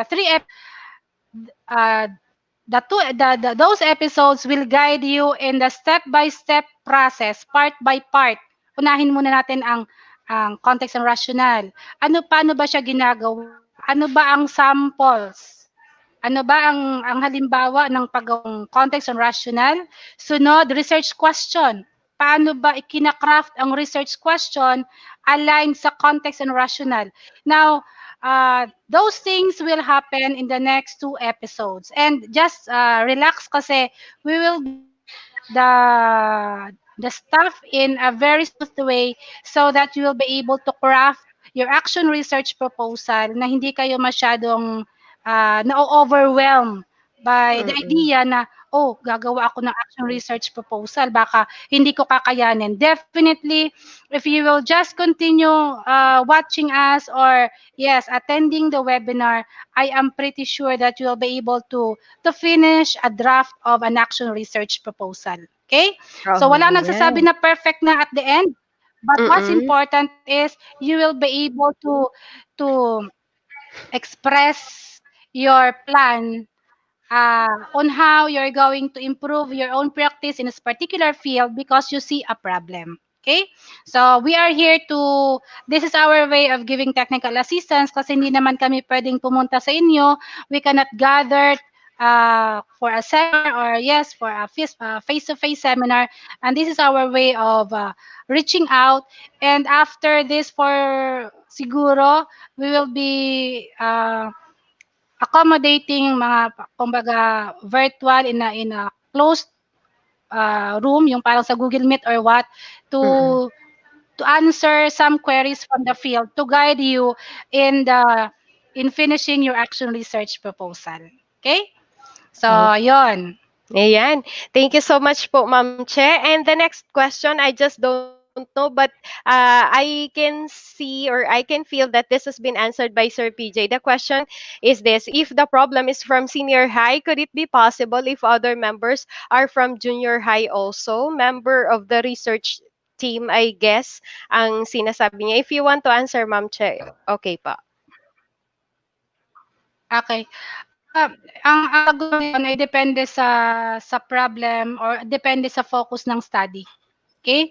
So, depende sa Mm-mm. focus ng study kasi although we are allowing maximum of three members in a team, yes, wala nga, that's allowable. Mm-mm. Let us always remember that the members of the team should be Mm-mm. directly involved in the conduct of action research. So if your respondents are senior high school students, yung yung iba bang teacher researchers, ano ba ang magiging Mm-mm. participation nila? Pero so depende Mm-mm. kasi yan sa preparation of your proposal. Kasi minsan pwede namang sa ganitong aspect siya, pwede yan. Siya ang magkakandak, ako ang mag-analyze Mm-mm. ng kanyang interview results, ako mag-analyze ng data. That can happen. Okay? So we want to see the involvement, the role that will be played, or the roles that will be played by each member of the team, so that we can say Mm-mm. that that particular study really deserves a team of three. Okay? Okay. So, ang gandang gawin diyan, hanap ka ng magaling sa action research, and para ma-experience mo kung paano gumawa ng mag-conduct ng action research, then that's the time na maki-team, for you to be guided. Okay? But then, Mm-mm. members of the team must be involved in the conduct of the study. Okay. So thank you so much po, Ma'am Che. We are going to answer these questions kasi parang inaabangan po talaga nila ang kasagutan. May sample daw po ba kayo gamit ang Yes, 5D sure. context and rational, Ma'am? Sabi po niya. May sample daw po ba kayo gamit ang 5D? Context and rational. Yun yung tanong. As I have mentioned, yes, as I have mentioned, the 5D model is the overall process of action research, okay? But Mm-mm. the 5D model is just the guide in the conduct research. Pero yung yung part natin na susundin is under DepEd Order number 16 series 17. But Mm-mm. tomorrow and the succeeding episodes, you will notice that the parts that we will be doing are all aligned in the research model that we have presented. Kasi all authors, lahat authors na mababasa niyong libro about action research ay nagsasabi action research, iba-iba lang ang term na ginamit. Okay? Different authors use different terms but they mean the same thing. That an action research starts with identifying a problem and planning, acting, observing, and reflecting. And the cycle, it's a cycle. Pare-pareho lang, magkaiba lang ang ginagamit na term. Planning, meron namang plan. Acting, may gumamit ng act. Okay, so if you want to, the action research process, all authors or most authors in action research agree that an action research is a cyclical process. Okay, it follows the cycle. Okay, cycle of inquiry. But of course, you will be able to contextualize that or apply that in the preparation of your action research proposal. Iko-connect natin yan bukas, okay, in the discussions. Okay, thank you so much po, Ma'am Che, for that answer. Another question. Tanong lang po, sa action research proposal po ba ay kailangan na po ang concern ng team at approve ng school head? Kailangan na po. siguro po ang team. Sa proposal pa lang ba ay kailangan na meron ng team if they opted team at kailangan po ba approve na ng school head? Yun po ang question, Ma'am Che. Yes, of course, definitely. Sa atin sa division office sa SDO Masbate Province, we have contextualized a sort of an approval page na Mm. stated in division memorandum 10 series 2015. That's the format of the approval page that we are using. Of course, if you are going to conduct a school action research, of course, it must be with the approval, with the consent of your school head. Okay? Then, hanggang sa masubmit siya dito sa School Division Research Committee. Okay? And the question on ilalagay na ba ang team members? Yes, in the approval, you are to include names of all those who will be involved in the proposal. Okay, thank you so much po, Ma'am Che. Another question po, Ma'am Che. I would like to conduct an action research using an innovation I made as to its effect on the performance of the students in a certain subject area. Somehow experimental daw po. Can it be classified as action research or basic research? Definitely yes. Kasi pag mention mo pa lang na you want to try your innovation, definitely yes, that is an action research. Kaya lang, sabi Action. mo you will try experimental. And of course, Mm-mm. in episode 4, siguro nandun yung experimental, hindi joke lang. Experimental approach is part of the methodologies discussed in the 4th episode. But the answer now is yes. Okay? Okay, so Pagka meron ng it's innovation, may action, may gusto kang i-test na mm-mm. naisip mong strategy through action research and you want to see the best to address your concern, yes na yes yan, that is subject Action. for an action research. Okay, thank you po, Ma'am Che. So I guess that cleared rather the dilemma as to whether or not it's an action or a basic. Then another question, would there be a discussion daw po on methodology commonly used for action research? Usually daw po the teachers have difficulty on the use of statistical tool. Ma'am Che, interesado talaga. Okay, so yun. Yes, interested talaga. Kaya tayo natatakot mag-conduct ng action research kasi takot tayo sa statistical tools, right? But of Mm. course, kahapon na napag-usapan natin na ang pinaka-purpose ng action research is to improve our own practice. We will look into the inferential statistics na titingnan natin kung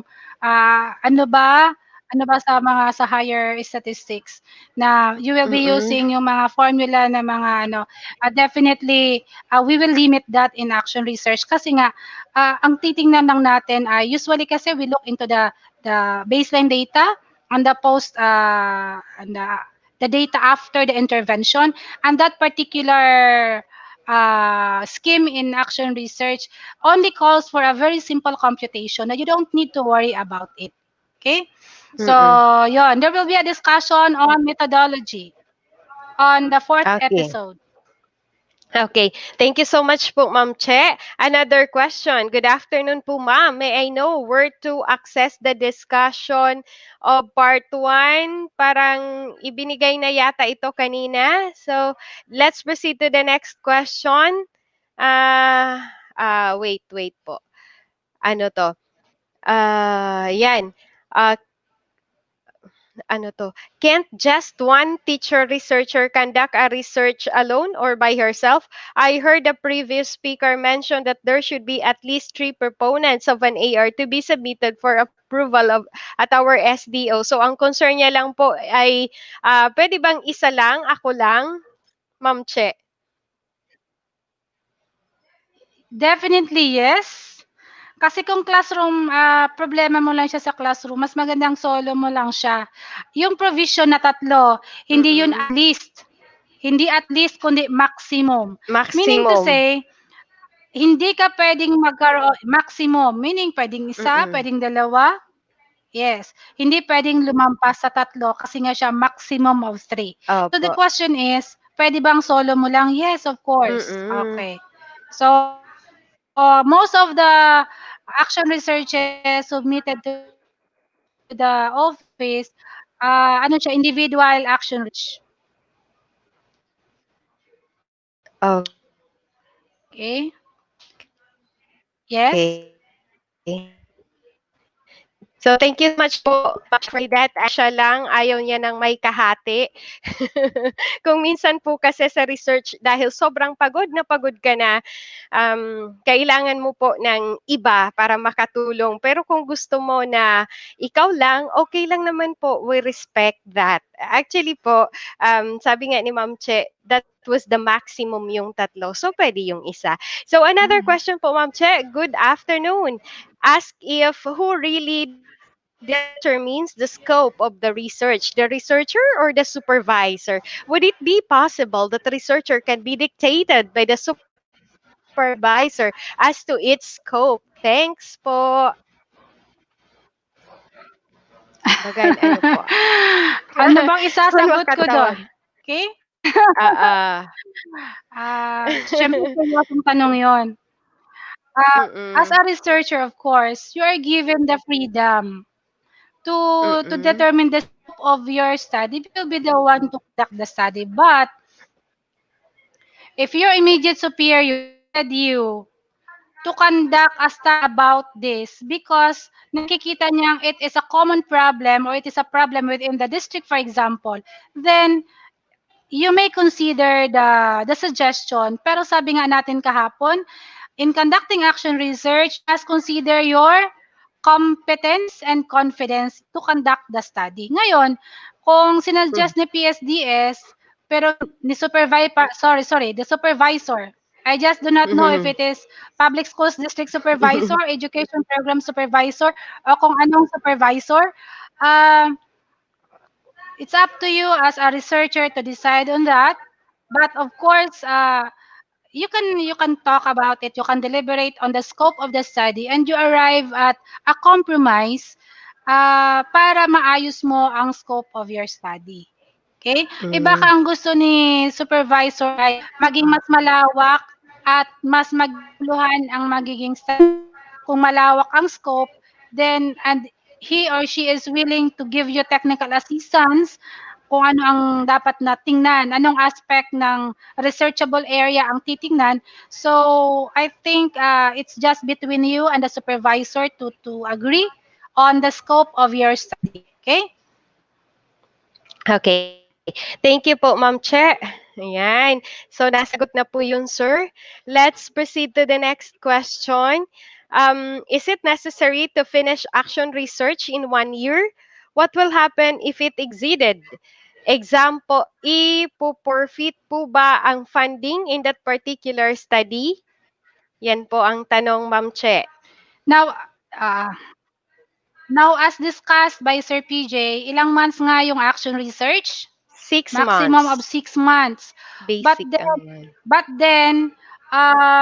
our RMG or the DepEd Order number 16 series 2017, may provision naman yan for possible extension, but the researcher will notify or will ask permission from the Regional Research Committee to allow an extension to conduct the study, but that only happens once. Okay? So, pag-approve ang request mo for extension, then you may extend the implementation of action research. But let us not forget that action research is immediate, meaning why would it take for 1 year or no, it will take more than 6 months. So siguro depende sa focus of your study. Okay? Depende sa focus. But then that's the provision. 6 months, kung lumampas ka, you will request for extension, and if it is approved, you may extend Mm-mm. and you may submit the deliverables as agreed, as stated in the approved request of extension. Okay. Thank you po, Ma'am Che. Another question, paano daw po ba natin gagawing less formal ang ang action research? Hello? Paano ba natin gagawin less formal? Hello? Paano ba natin Opo. gagawin less formal? Ah, compared to fundamental research, less formal ang action research. Why? Because the action, the intervention that you are going to do, uh, it is you can make adjustments, you can make some deviation from yung nakaplano mong intervention kasi in the implementation and the initial gathering of data, may makikita kang, ay, ganito ko pala siya dapat gawa. Then, kung naisip mo na yon, wala kang magdidikta sa'yo na ito dapat ang gawin mo. Unlike in fundamental research, na kapag ito ang research question mo, yun lang dapat ang sasagutan mo. Okay? But in an action research, kasi nga, ang purpose ng action research is for your improvement of your professional practice. Then, along the process of implementation of your action research, nakita kang pwede palang ganito ang parang ng pag-implement ko ng plan, then you are given the freedom to do it. Okay? Basta wag ka lang mawawala doon sa pinaka-objective ng study mo, kung ano yung gusto mong i-address na practical problem, you are not hindered to make to do so. And you are going to reflect that in your completion report. Okay? Okay. Opo. Any changes that you have made in the any changes that you have made in the proposal sa implementation man, you can that in the completion report. By the way, yung 17 approved action researches natin, of course, the context of the approved proposals ay para sa old normal natin. Then I ask from the regional office kung i-carry out kasi iba na, new normal na tayo. The answer is, yes, the answer is, you may deviate from the plan, you adapt to the new normal. Okay? So, kasi yun ang problema mo, then you are going to, wag mong ipilit yung nakaplano na hindi naman talaga siya posible. But you are allowed to deviate plans, to deviate, to do some deviation from your plan, but stay focused to your objective or to the research question that you want to answer. Okay. So maraming salamat po Ma'am Che for that answer.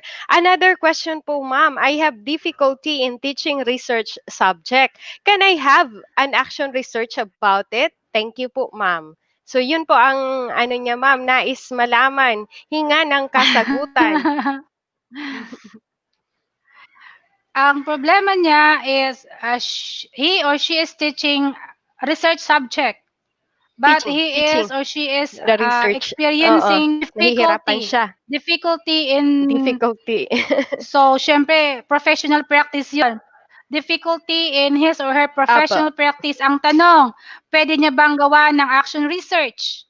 Okay, who will be the respond? Okay, so kung itatry mo kasi siguro yung difficulty na sinasabi niya, naka-focus yon, or he or she is referring to, she encounters difficulty in letting her learners learn about research.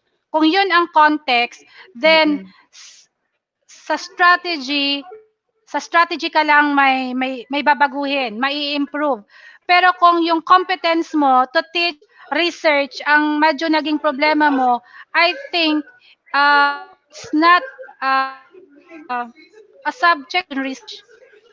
Kasi ikaw lang sarili mo kasi ang problema. Ikaw mismo ang may problema because you are not confident in teaching in teaching research to your students. But if the problem is, if difficulty is on letting your learners understand research, then pwede yung ipasok sa action research kasi hindi ganitong strategy ko. Ano kaya ganito ang gagawin kong strategy para maintindihan ng mga estudyante ko? Then, that can be a subject for an action research. Ayan. So thank you so much po, Ma'am Che, for clearing that particular issue. Let's proceed to the next question. Parang interested talaga po sila. Hindi po sila matigil sa pagtatanong. Let me read to you the next Okay lang ako, question. Mel. Opo. Ma'am Che, is there a specific number of respondents for a teacher researcher to conduct an action research? Suppose I have 50 students and I detected problem in my 5 students. Can I focus my action research to my 5 students? Thanks po. Definitely yes. Definitely Mm-mm. yes. Okay? So, Mm-mm. sa pagkandak ng Mm-mm. action research, if you have identified yung purposive summary, meaning ito yung subject mo, yes, you can do it. Hindi mo kailangang Mm-mm. isaba yung remaining 45 kasi wala naman silang problema. Kung ito lang yung problema, then sila lang yung magiging subject of your action research. Okay? So, kung ano man ang Okay, gagawin mo, thank you sila so lang ang much po. mai-involve. Okay? Ayun. Opo. So, thank you po, Ma'am Che, for that answer. Dito po may nagtatanong na pwede po bang ma-download ang Guidelines in Writing Action Research or DepEd Order number 16 2017? The answer is yes po, di ba? Sa DepEd site po. Okay, dito na po tayo Yes. sa next question. With a sudden change in the field of academe, different learning modalities arise. How can we effectively detect the real problem if things happen virtually and other ways? Is there a specific technique that we may use? Yun po ang tanong niya. Mm-mm. Yes, timely ang question kasi nga paano niya ma-detect. Balik tayo doon sa Mm-mm. konsepto ng action research. May problema ka Mm-mm. bang na-encounter? Okay? Kung may problema kang na-encounter with those modalities, then pwede mo siyang tingnan ng mas malalim pa para maintindihan mo kung ano ba talaga ang source ng problema or saan ba pwedeng pumasok, sa anong aspect ba ng mga modalities na yon ang within your control para masigurado mo that the delivery of learning to the learners through that particular modality is effective or not. Ngayong pandemic, sana ang mga action researches that will be submitted to the office, sana nakafocus tayo sa new normal. Kasi kapag kayon, ibig sabihin, we were able to hit our target na we will help the Department of Education to gather evidences on how DepEd was able to ano ba, to keep afloat amidst the pandemic. Okay? So, tayong magbibigay sa kanila ng feedback. Ano ba ang nangyayari sa field because of the modalities that we are going to use in the next school year.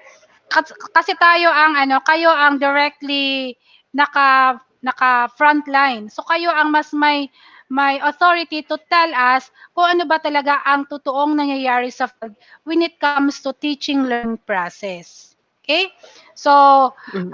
yon, just be specific in wag mong problemahin lahat ng modality, yung something lang that very specific problem na pwede mong gawa ng, ng intervention or ng solution that can be a topic or yes, a focus of your research, actual research. Okay, thank you po, Ma'am Che. Another question, can we teach action research in senior high school students, especially in the research subject, and can they conduct their own action research? That's the question. Okay. Ang ino-offer yata sa senior high school based dun sa curriculum, research. Okay? Opo, Practical research practical. 1 and 2.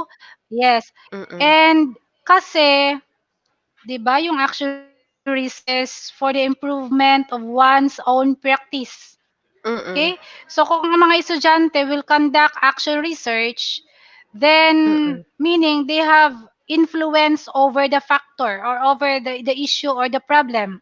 So Mm-mm. anong issue or problem in the school na direct influence ang mga estudyante or that problem in the reach of the students.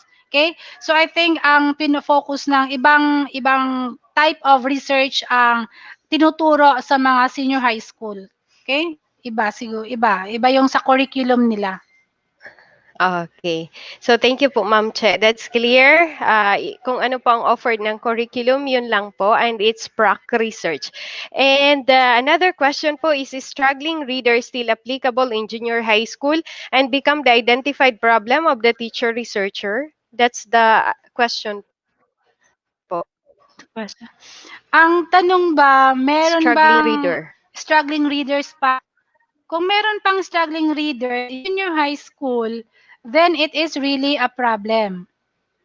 So, basta may problema, may nakikita kang problema, then pwedeng pumasok si action research. Again, hindi mo kailangang saluin lahat ng struggling readers in your school. Again, be specific. Ang gagawin mo lang ay yung kaya mo lang ang kaya mo lang gawin as a teacher through action research. Okay? Okay. So thank you po, Ma'am Che, for that. Grabe, no? Interesting talaga. And we still have question. Actually, may dumadating pa pong mga katanungan. But as of now, this question is, would a comparative study be considered as an action research? How many years of data are needed to be compared? Comparative. Comparative research. May action ba tayo doon sa comparative? Mm-hmm. Kung wala, then it's not subject for action research. Comparative kasi, of course, Okay. we're just dealing with data. Yan. So, it's a basic research. We Okay. look into So thank we you look po, into Ma'am Che. comparative Mhm. data. Okay na, Melds. Mhm. Okay na po Next 'yon. question. Sige po, sige po. So thank you po for that. Apo. Actually po, we have participants coming from Ormoc Division and from Pasay City Division. Ay, wow. Oo, grabe meron, oo, meron tayo po. Nag-comment Grabe. po sila. So thank you po for your attendance to this webinar, and we hope that SDO Masbati Province has imparted a lot of learning to all of you. Let's have another question, Ma'am Che. In tandem of three researchers, will it be Yeah, equally sure. credited to the three of them during assessment for promotion? Mm-mm. Yun po ang tanong. Yes, actually Mm-mm. it's a concern of the personnel selection board. Pero per Mm-mm. experience, if the study is conducted by a team of three, hindi naman siya nahahati Mm-mm. into three yung points. But of course, it Ah, ah. depends upon Okay. the agreement of the personal selection board. But by experience, hindi pa naman siya nahahati. Most especially, yung mga birth funded, mahirap Mm-mm. mahirap kasi maliban sa gagawa ka na sa classroom mo, you are going to conduct the action research and may nag-oversee pa sa'yo. You are being monitored and you're going to Yes. submit that to the region for Yes. critiquing and hindi yun ganun kadali. O hindi ko kayo Yes po, sipot ma'am. ang proseso ng sa birth, pero it's a very Oo. productive undertaking. It will really Yes. bring you to higher level of understanding of action research. Si Sir PJ Yes. pala tsaka si Ma Melody nakadalawa na silang grant for birth. Kasi yung study nila is really very relevant to the need of the division office. Okay? Pa naman sila hanggang ngayon. They are still alive and kicking and they are enjoying conducting researches. Opo. Okay? So, Opo, actually, walang ma'am Che. walang problema. Opo. Actually po, nag-iisip nga ni kami sininan, mag-ano naman, mag-propose naman o galing kay maginhawa daw po anay kami. But you are really right, ma'am Che, in stating that if you are a grantee of birth, talagang ibang level po ang ano doon. Ibang level po doon ang ano yan, ang screening. You will defend your paper in front of, yun yung panel na pinakamarami ang nakaharap ko. Kahit sa research forum, 'di ba? Konti lang naman pero doon talaga lahat yata ng divisions ay meron functional divisions, I mean. So let's continue po. Applicable po ba, ma'am, ang action research sa study leave na granted po sa teachers? Yan po ang concern ng ating participant.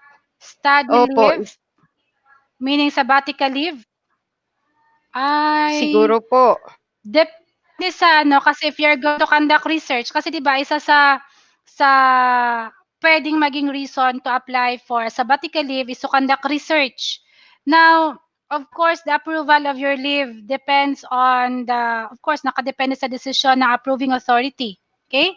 So, wala yan sa level ko to say na puwede ang action research para Mm. although it's one of the possible reasons para sabbatical leave, but of course the approval depende yan sa sitwasyon. If your present school Mm. is dispensable, pwede kang wala sa school for 6 months or 1 year, and it will be approved by your immediate superior and the approving authority, then you may be excused from your work and focus on action research. But how can you conduct a research if your respondents are saan ba The respondents mo kung learners. naka-sabbatical leave ka? Therefore, you're not reporting to school. So your learners are your Mm. respondents. So how can you conduct the study if you are on leave? You Okay? are on So leave. ano talaga ang action Opo. research? This is really conducted on top of your functions and Mm. duties as teachers. Oh, Yes. yes. Oo. Kaya nga po siya may points for promotion if you will be used it for promotion. Though we are not Yes. encouraging that you only conduct research because of promotion. Kasi nga po, it's on top, sabi mo po, Ma'am Che, of the task of the teacher. No po? Ito pong Ma'am Che, ang kasunod na, siguro po na clip ko lang ito from the conversation ng ating mga participants. And this is related to the three person researcher, kumbaga tatlong researcher sa isang basic or action research. Yun daw kasi ang problema, may main authorship kaya daw po doon. Opo, and I guess nasagot naman po ito ni Ma'am Che, 'di ba, na pantay-pantay naman po ang points in that case. So Ma'am Che, unless you are going Mm-mm. to explain further about this area. May tinatawag lang tayong lead proponent, pero when it comes to availing of points for promotion, that's beyond that's beyond decision. Nasa PSB yan. Okay, pero sa Mhm. level ng ang nangyayari lang kasi ang pag-grant, 'di ba, Ma'am Melody, the grant is before it's in the form of check, nakapangalan siya sa lead proponent, lead researcher. Pero Opo, opo. ngayon pinapasok na siya sa bank account. Yan, ng kung sino Mm. man ang representative of the team. Opo, opo. So, yun. Hindi ko siya kayang bigyan ng saktong sagot kasi I am not in Mm. authority to answer that.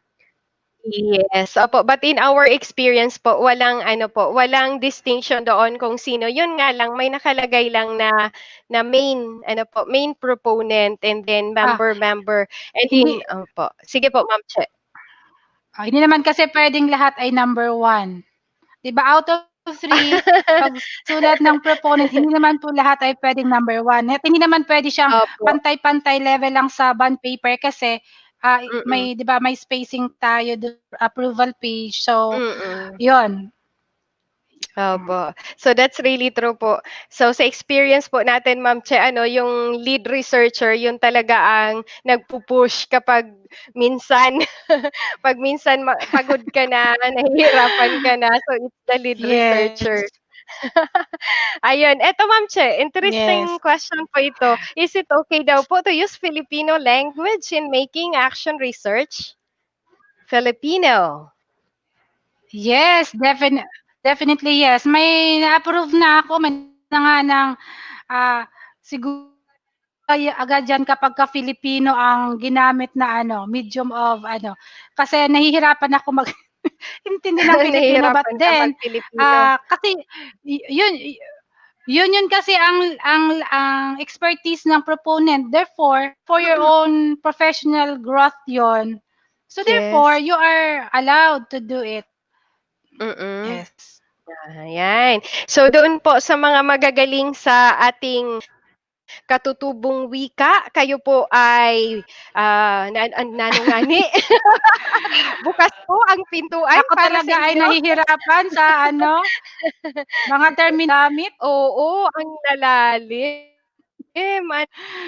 Ano po, bukas po Kaya ang pintuan ng dire-diretso ko na pananaliksik sa inyo pagka-approve. pong mga idiretso na lang pag-approve kahit Okay. bahala na. Ayun po. So, Oh. eto po Ma'am Cha, another Nosebleed na question. Aside po nosebleed. Well, sa anyway, sa Filipino, sige. Aside po sa students, puwede po ba maging focus ng action research yung mga parents or other people indirectly involved sa teaching learning process sa school, like stakeholders? Thanks po, Ma'am Che. interesting question. Pero balik tayo dun sa within our control ba ang magiging action natin dun sa parents? Yon. Kaya ba nating i-implement ang intervention o yung action sa parents? Pwede ba natin siyang gawin? Then, pwede yun, depende sa focus of the study. Okay. So, yun po. Thank you so much po, Ma'am Che. Ang dami pong nagpapasalamat sa iyo for sharing your expertise daw po in research Oh, at may humuhugot po dito. May humuhugot dito. Sandali lang, ayaw na magpahugot. Sabi po ni Sir Rolly Sinagpulo, fast talk lang. Action research na pinapasakit ang ulo or jowa na pinapasakit ang puso. So, sino ang sasagot dyan? Di ba? saan ba Option dyan ang A mas or maganda? option B? Hmm. Alin ang pipiliin mo? Ang sasakit ang ulo mo o sasakit ang puso mo? Ayan.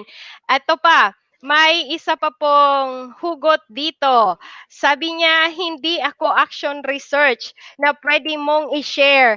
Iyo lang ako. Iyong iyo lang. Ay, grabe man. Ayan. Grabe na So, hugot. oo, grabe. So, ito po ang message po ng isa po sa clinic natin is thank you so much Ma'am Che from the inputs and learning I gained from this seminar. It adds to what I have learned from. Pwede ba tayong mention ng school? Yes.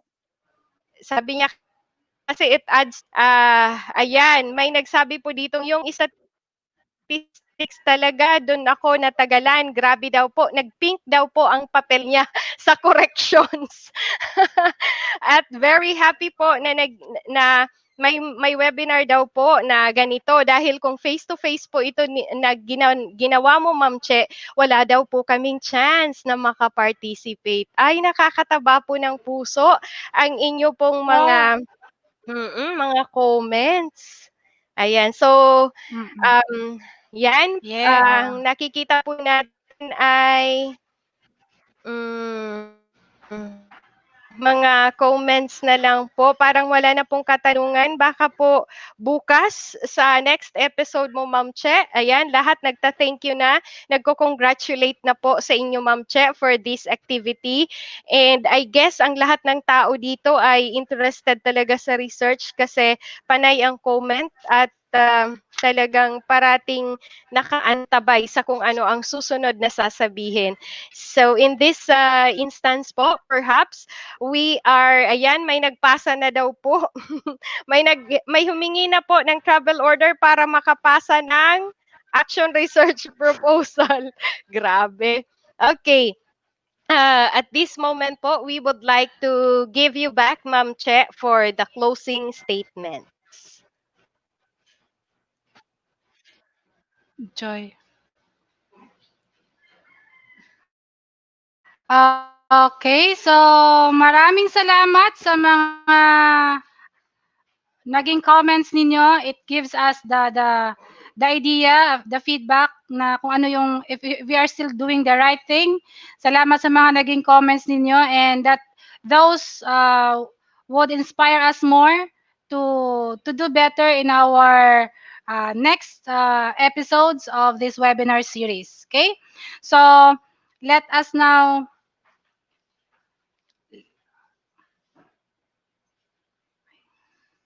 Okay? Ang akong screen. Screen. Okay.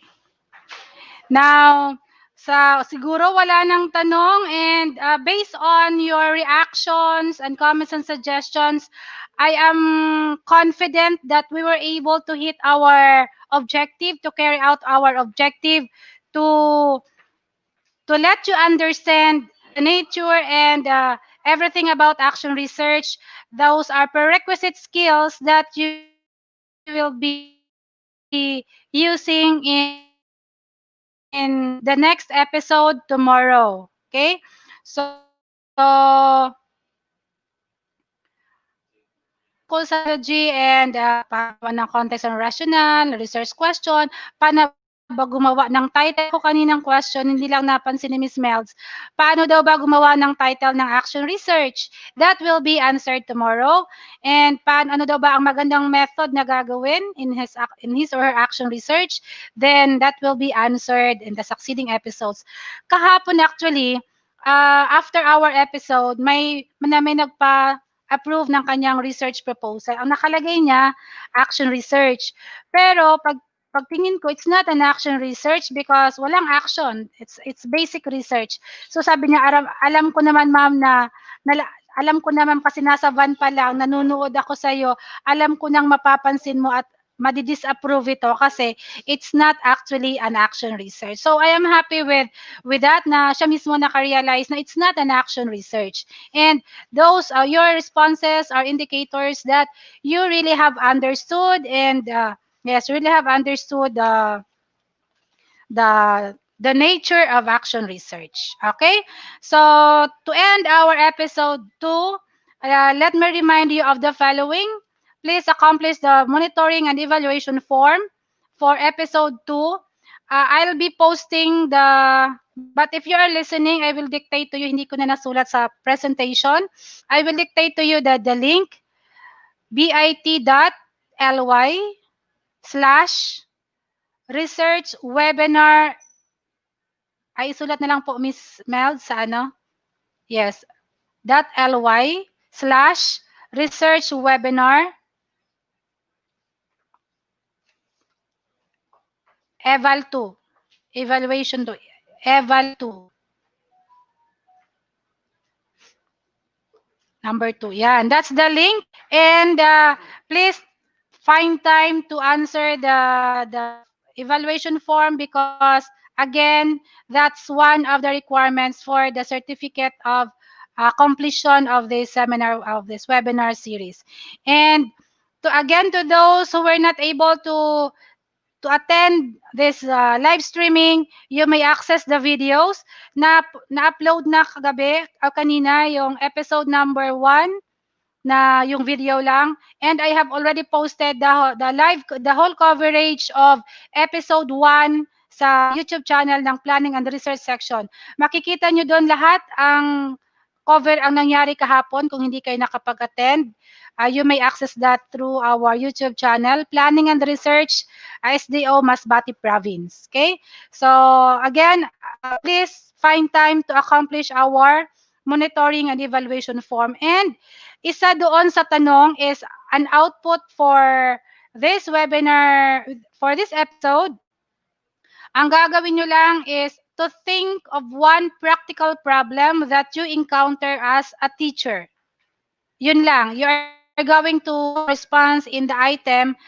Yes, in the item, in the form, in the evaluation form. For me to see if clear na ba sa atin kung ano ang ibig sabihin ng practical problem. Kasi gagamitin natin yun bukas in your getting started with action research. Okay? So, I think ang 3 hours and 25 minutes, we had a very productive discussion. And with that, let me leave you with this. To Kurt Lewin, no research without action. No action without research. Okay? So, at this point, again, gusto kong pasalamatan ng mga kasama ko sa SGOD, Sir Mark, Miss Joy, Miss Melody, lahat, si PJ, and lahat ng mga kasama ko. Maraming salamat for the technical support and nagkakaisa tayo na ito ang paraan para mas maka-reach out tayo for better for performance of the whole division. Okay? So, yes, si MJ yung nakikita niyong magandang Koreana. Siya yung nasa teknikong nai-stress paano ba ang transition from one screen to another. Thank you so much, MJ. Actually, mentor ni Sir Mark. Si Sir Mark talaga ang nakahawak niyan kahapon. Pero ngayon, Sir Mark was able to produce na clone niya, ang sarili niya kay MJ. With that, maraming salamat and see you tomorrow for our next episode. Che, thank you so much po sa ating mga participants, dear teachers and school heads, and other people po. Perhaps may mga PSDSS pa din po tayo. Yeah, true. We still have the PSDSS as our participants to this webinar. It is really nice to undertake research. I am telling you that you will really be satisfied. Thank you for your presence. So, abangan po namin kayo. I am saying now, goodbye. This is A. Vargas, your SEPS for HRD of the SGOD. Thank you, everyone. God bless you. Stay safe.